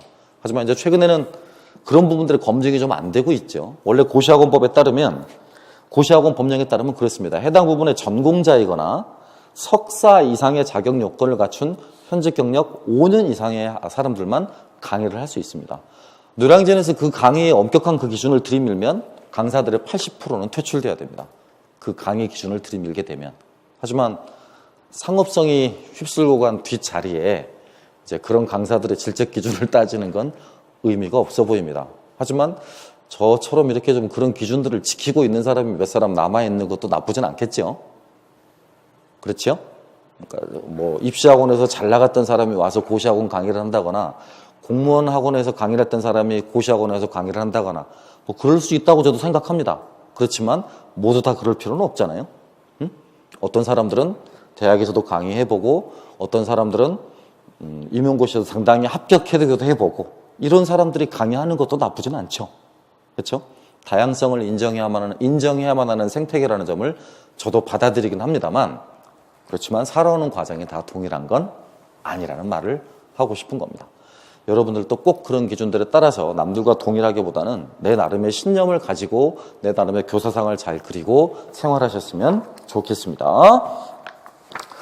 예, 그래서 3월부터 6월 달까지 진행되어지는 그 기출문제 분석반은 기출문제 분석집이라는 교재가 별도로 있거든요. 학원용 교재가 있으니까 그 교재와 해설지, 답안, 예상문제, 그 안에는 세계사 검정능력 시험 문제, 더 나아가 한국사 검정능력 시험 문제, 수능 문제까지 전부 다 포함되어 있습니다. 그래서 한 주에 받아보시게 될 문제의 양만 40페이지가량이에요. 40페이지. 타 학원들에서는 이 강의를 별도로 떼서 운영을 하거나 수업 시간에 대충 이렇게 이 문제 나왔었지요 라고 정답은 뭡니다라고 확인하는 수준은 그칩니다만 저희는 매 수업 시간마다 1시간에서 1시간 반을 따로 뗍니다. 그래서 그 배웠던 영역과 배웠던 내용에 관련한 기출문제를 빠짐없이 다 풀고요. 빠짐없이 정답을 가르쳐드리고 빠짐없이 예상 문제와 빠짐없이 전 영역에 걸치는 핵심 정리 문제들을 나누어 드립니다. 올해 굉장히 호평을 받았던 프린트이기도 했었습니다. 그래서 그렇게 진행이 될 겁니다. 1, 2월 달은 초수생들의 비중이 좀 높은 편이고요. 3, 4월 달 접어들기 시작하면서부터 이제 N수생들의 비중이 점차 높아지기 시작합니다. 학원 다니실 거라면 좀 감안해 두시는 게 좋을 것 같습니다. 그 다음 뒷부분 프린트 넘겨보면 간단한 양력만 몇 가지들만 써놨습니다. 그 다음 그 1페이지 한번 보시면 학생들이 올려준 겁니다. 전년도 문항과 예상 문항 그것들 가운데서 올려준 게 하도 많아서 그걸 다 올리진 못했고요. 몇 개만 그냥 대표해서 올린 것입니다. 자세하게 보시고 싶으시면 카페에 회원가입을 하고 카페에 들어가서 보시면 학생들이 본인들이 실명으로 이렇게 전부 다 올려놓은 프린트들을 전부 다 보실 수 있을 거예요. 본인들이 사진 찍어서 이렇게 올려둔 것들입니다.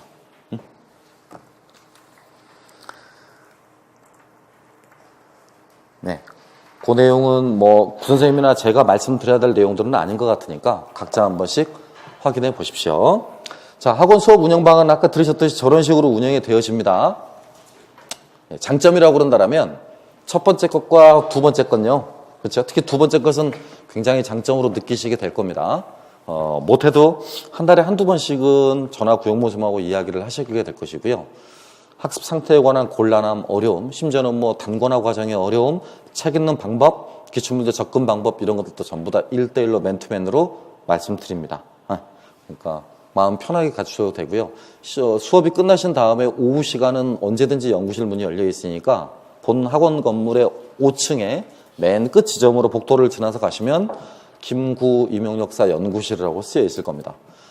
서적도 약 1000여 권가량이 비치가 되어 있거든요. 책꽂이에. 그러니까 보시고 싶으신 책이 있으면 언제든지 빌려가셔서 보셔도 됩니다. 6대 기관의 학회지도 전부 다 회원으로 가입되어 있는 상태이기 때문에 학회지 내용들도 전부 다 보실 수 있습니다. 그러니까 아마 여러분 대학 가시면 도서관 때 900번대가 여러분이 즐겨 찾으시는 항목이시죠. 그 항목을 그대로 옮겨놓은 소규모 서점이다라고 생각하셔서 필요하시면 언제든지 오셔서 책 빌려가시고 반납하시고 그러시면 되겠습니다. 예, 모의고사는 뭐 별도로 언급 안 드리겠습니다. 왜냐하면 매번 해왔던 것들이기 때문에요. 뭐 굳이 언급할 필요는 없을 것 같습니다. 2달에 한 번씩 총괄평가의 느낌으로 바라보시면 됩니다. 원하시는 분들에 한해서 채점을 해드립니다. 성적 공개는 비공개를 원칙으로 하고 있습니다. 따라서 원하시는 분들은 언제든지 오시면 꼼꼼하게 채점해 드리도록 하고요. 원하시지 않으시는 분들은 채점을 안 하시고 인정 답안이나 허용 답안 이런 것들만 개별적으로 오셔서 상담 받으셔도 됩니다. 알겠습니까? 네. 그거 말고는 뭐 크게 별도로 뭐 달라질 내용들은 없습니다. 앞에 지금 보셨듯이 구현모생 내용하고 보셨듯이 영역별로 이런데요. 역결혼 같은 경우는 뭐 저런 내용들이죠. 별도로 제가 이런 부분들을 굳이 언급하지 않는 게 그 검색 엔진에 역결혼 치면 따라붙는 즐겨찾기 검색어가 김태우가 된 지가 10년이 넘었어요. 그러니까 학생들이 불려주신 명칭으로 뭐 역결혼의 강자, 역결혼의 최강자 그러니까 별도로 설명 안 해도 강의 들어보시면 1, 2월달 강의 들어보시면 금방 아실 것 같고요. 저런 책들을 쓰신 분들의 저자 직강을 들었던 마지막 세대입니다. 그래서 제가 91학번인데요. 저 집필자들의 강의를 전부 다 들어야만 했었고 또 들을 수밖에 없었던 마지막 세대이기도 해서 가장 생동감 있게 해당되는 내용들을 잘 전달해 드릴 수 있을 것 같습니다. 그저 역결혼과 서양사 두 과목은 마음속으로 포기하시는 게 좋습니다. 포기하시고 그래 네가 시키는 대로 할게 라고 마음을 비워두시면 자연스럽게 합격의 길로 가 있을 겁니다. 제 이름과 강의 경력 21년을 걸고 두 부분은 결코 실망시켜드리지 않을 테니까요. 잡다한 설명 들은 것보다 제 얼굴 한번 보시고 시키는 대로 잘 할게요 라고 각서만 잘 쓰시면 됩니다. 아시겠습니까? 복습 잘 하시고 예습 간단하게 5분 정도만 좀 해오시고 복습 한 30분씩만 해오시고 그러시게 되면 무리 없이 잘 진행이 될 거라고 봅니다. 다만 이제 서양사 부분은 한 가지만 제가 좀 언급해 드려야 될 부분이 있는데요. 의외로 학생들이 중학교 교과서를 잘 보질 않아요. 그러니까 중학교 역사 교과서가 있는데요. 역사 1과 역사 2가 있지 않습니까? 그렇죠? 주로 역사 1을 봐야 될 거예요. 역사 2를 봐야 될 거예요. 주로 2를 많이 보셔야 돼. 뭐 물론 그렇다고 1이 중요하지 않다. 이건 절대 아닌데요. 타 학원들에서는 중학교 역사 교과서를 잘 보질 않아요. 또 중학교 한국사 내용도 잘 보질 않고요. 근데 우리는 다 봅니다. 그만큼 출제가 많이 되기도 하고요. 의외의 부분들이 많았을 때 꼭 이렇게 변별이 굉장히 잘 갖춰지는 부분들이라 그런 부분들을 좀 볼 겁니다. 또 타 학원에서 잘 보지 않는 좀 서적이 저 서양사 개론서 읽기 가운데 서양사 강좌라고 써 있는 부분이 있을 거예요. 제가 지금 강의한 지는 벌써 3년 됐는데요. 서양사 강좌로 강의한 지는 3년이 됐습니다. 그래서 강좌만큼은 따로 제가 요약본과 키워드집을 나눠 드릴 겁니다. 그래서 꼭 외워야 될 부분들, 꼭 아셔야 될 부분들, 그런 부분들만 한 챕터당 한 장 정도, 그러니까 부담 안 되시게 A4로 한 장 정도만 딱 정리해서 추가로 나눠 드리도록 할게요. 그러니까 그 부분만 같이 공부하시면 돼요. 그럼 물론 저 강좌의 내용이 선생님이 새로 나오게 되는 책, 선생님을 위한 세계사는 없습니까? 있습니다. 똑같이 들어가 있어요. 하나도 빠짐없이 다 들어가 있으니까요. 프린트 없이 그 교재로만 공부하셔도 충분히 커버 가능합니다. 그래서 그런 내용들 이외의 나머지 내용들, 아까 구영모 선생님이 설명하신 내용과 큰 차이는 없습니다. 아무튼 가장 큰 차이점이라고 한다면 개론서뿐만이 아니죠. 개론서뿐만이 아니라 교과서 내용까지를 굉장히 비중 있게 다룬다는 것. 기출 분석을 굉장히 명확히 하고 더 나아가 예상주제 접근을 굉장히 많이 한다는 것. 이게 타 학원과 굉장히 많이 구별되는 부분들입니다. 아시겠습니까?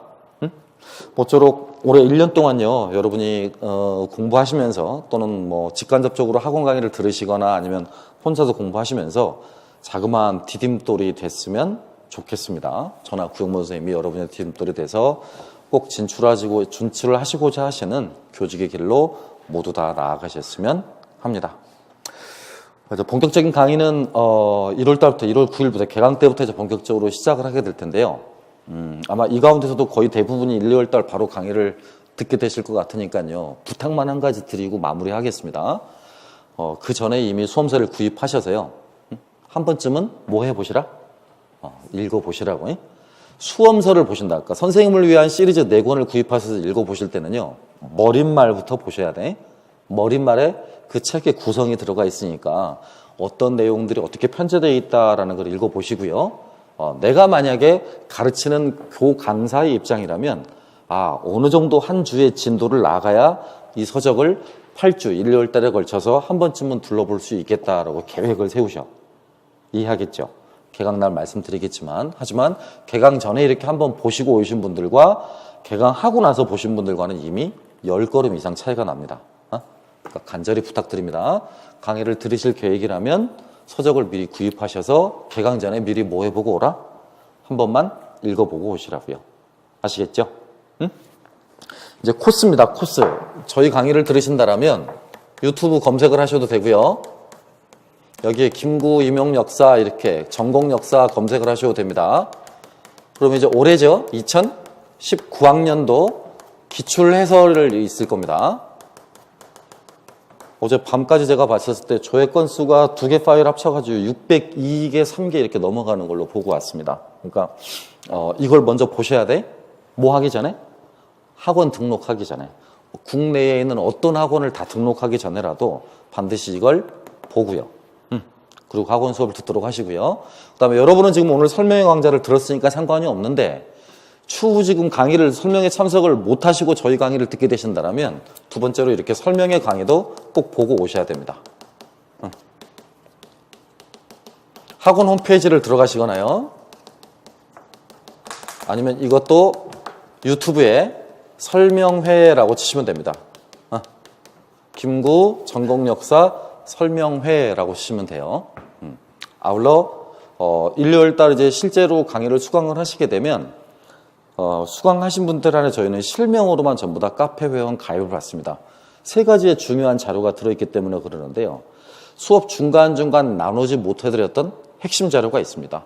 시험에 임박해서 마지막 올려드리는 자료가 있습니다. 그 다음 3번째는 2차와 관련한 자료가 굉장히 많습니다. 그래서 실명 가입 승인된 사람분들만 해당 자료를 보실 수가 있습니다. 그러니까 방금 말씀드린 모든 내용들은 카페에 전부 다 게시되고 업로드 되니까요. 김구 다음입니다. 다음 카페 김구 전공역사 임용역사라고 하시면 카페 검색을 하시면 카페 명칭이 뜰 겁니다. 해당 카페에 나중에 일요일달 강의를 등록하시게 되면 실명으로 가입을 하시면 회원 승인을 해드리도록 하겠습니다. 네, 일단 설명의 대략적인 내용은 이 정도에서 마무리 짓는 걸로 하고요. 혹시 뭐 기타 시험 내용이라든가 시험 제도 또 평소 학원 다니시는 거나 이런 부분들에 대해서 궁금하신 거 아니면 노량진 전체에 대해서 궁금하신 사항이 있으면 조금만 좀 질응답 시간을 갖도록 하겠습니다. 궁금하신 거 있으시면 여쭤보십시오.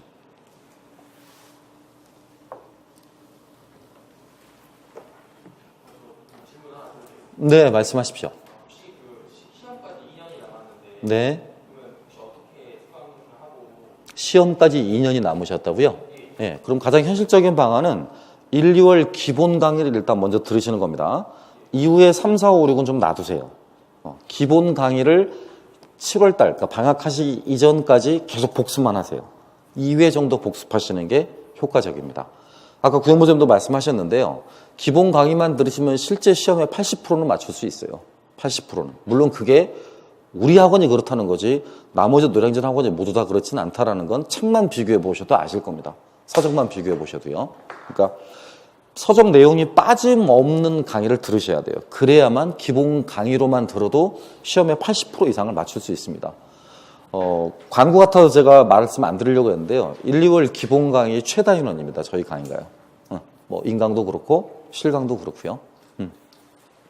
거짓말할 수 없는 건 이제 개강날 오시면 압니다. 금방 그날 보시면 내가 인터넷으로 접했던 정보와 노량진이 많이 다르구나라는 거 금방 느끼실 수 있을 거예요. 그러니까 일단은 말씀드렸듯이 1, 2월 강의를 7월 이전까지 계속 반복해서 들으세요. 반복해서 공부하시라고요. 교재로든 아니면 교재에 관련한 나머지 교과서나 개론서든. 그 이후의 내용은 제가 추후에 가르쳐 드릴게요. 제가 이미 그 유튜브 같은 데 동영상 보면 3학년을 위한 학습 방법, 4학년을 위한 학습 방법, 2학년을 위한 학습 방법, 2학년 때부터 올려놨거든요. 2, 3, 4학년을 위한 학습 방법들. 나중에 그걸 제가 한번 보여드리도록 하겠습니다. 네, 또 질문하십시오. 네, 방금 질문하신 분은 지금 3학년인데 겨울방학 강의, 그러니까 1, 2월 기본이론반 강의를 듣고 혼자서 나머지 준비를 어떻게 해야 되냐라고 물어보셨습니다. 또 뭐 질문하실 거 있으면 하시고요. 그러면 더 질문하실 거 있으시면 카페에 글을 남기세요. 아시겠죠? 네, 나중에 개강할 때 되면 전화번호 가르쳐 드릴게요. 구현모 선생님 전화번호랑 제 전화번호도 가르쳐 드리도록 하겠습니다. 그러면 문자로 보시거나 아니면 저희끼리 카톡으로 묶어서 단체로 하거나 그래도 괜찮을 것 같습니다. 네, 약 2시간에 걸쳐 지루하셨을 텐데 고맙습니다. 잘 들어주셔서 감사합니다.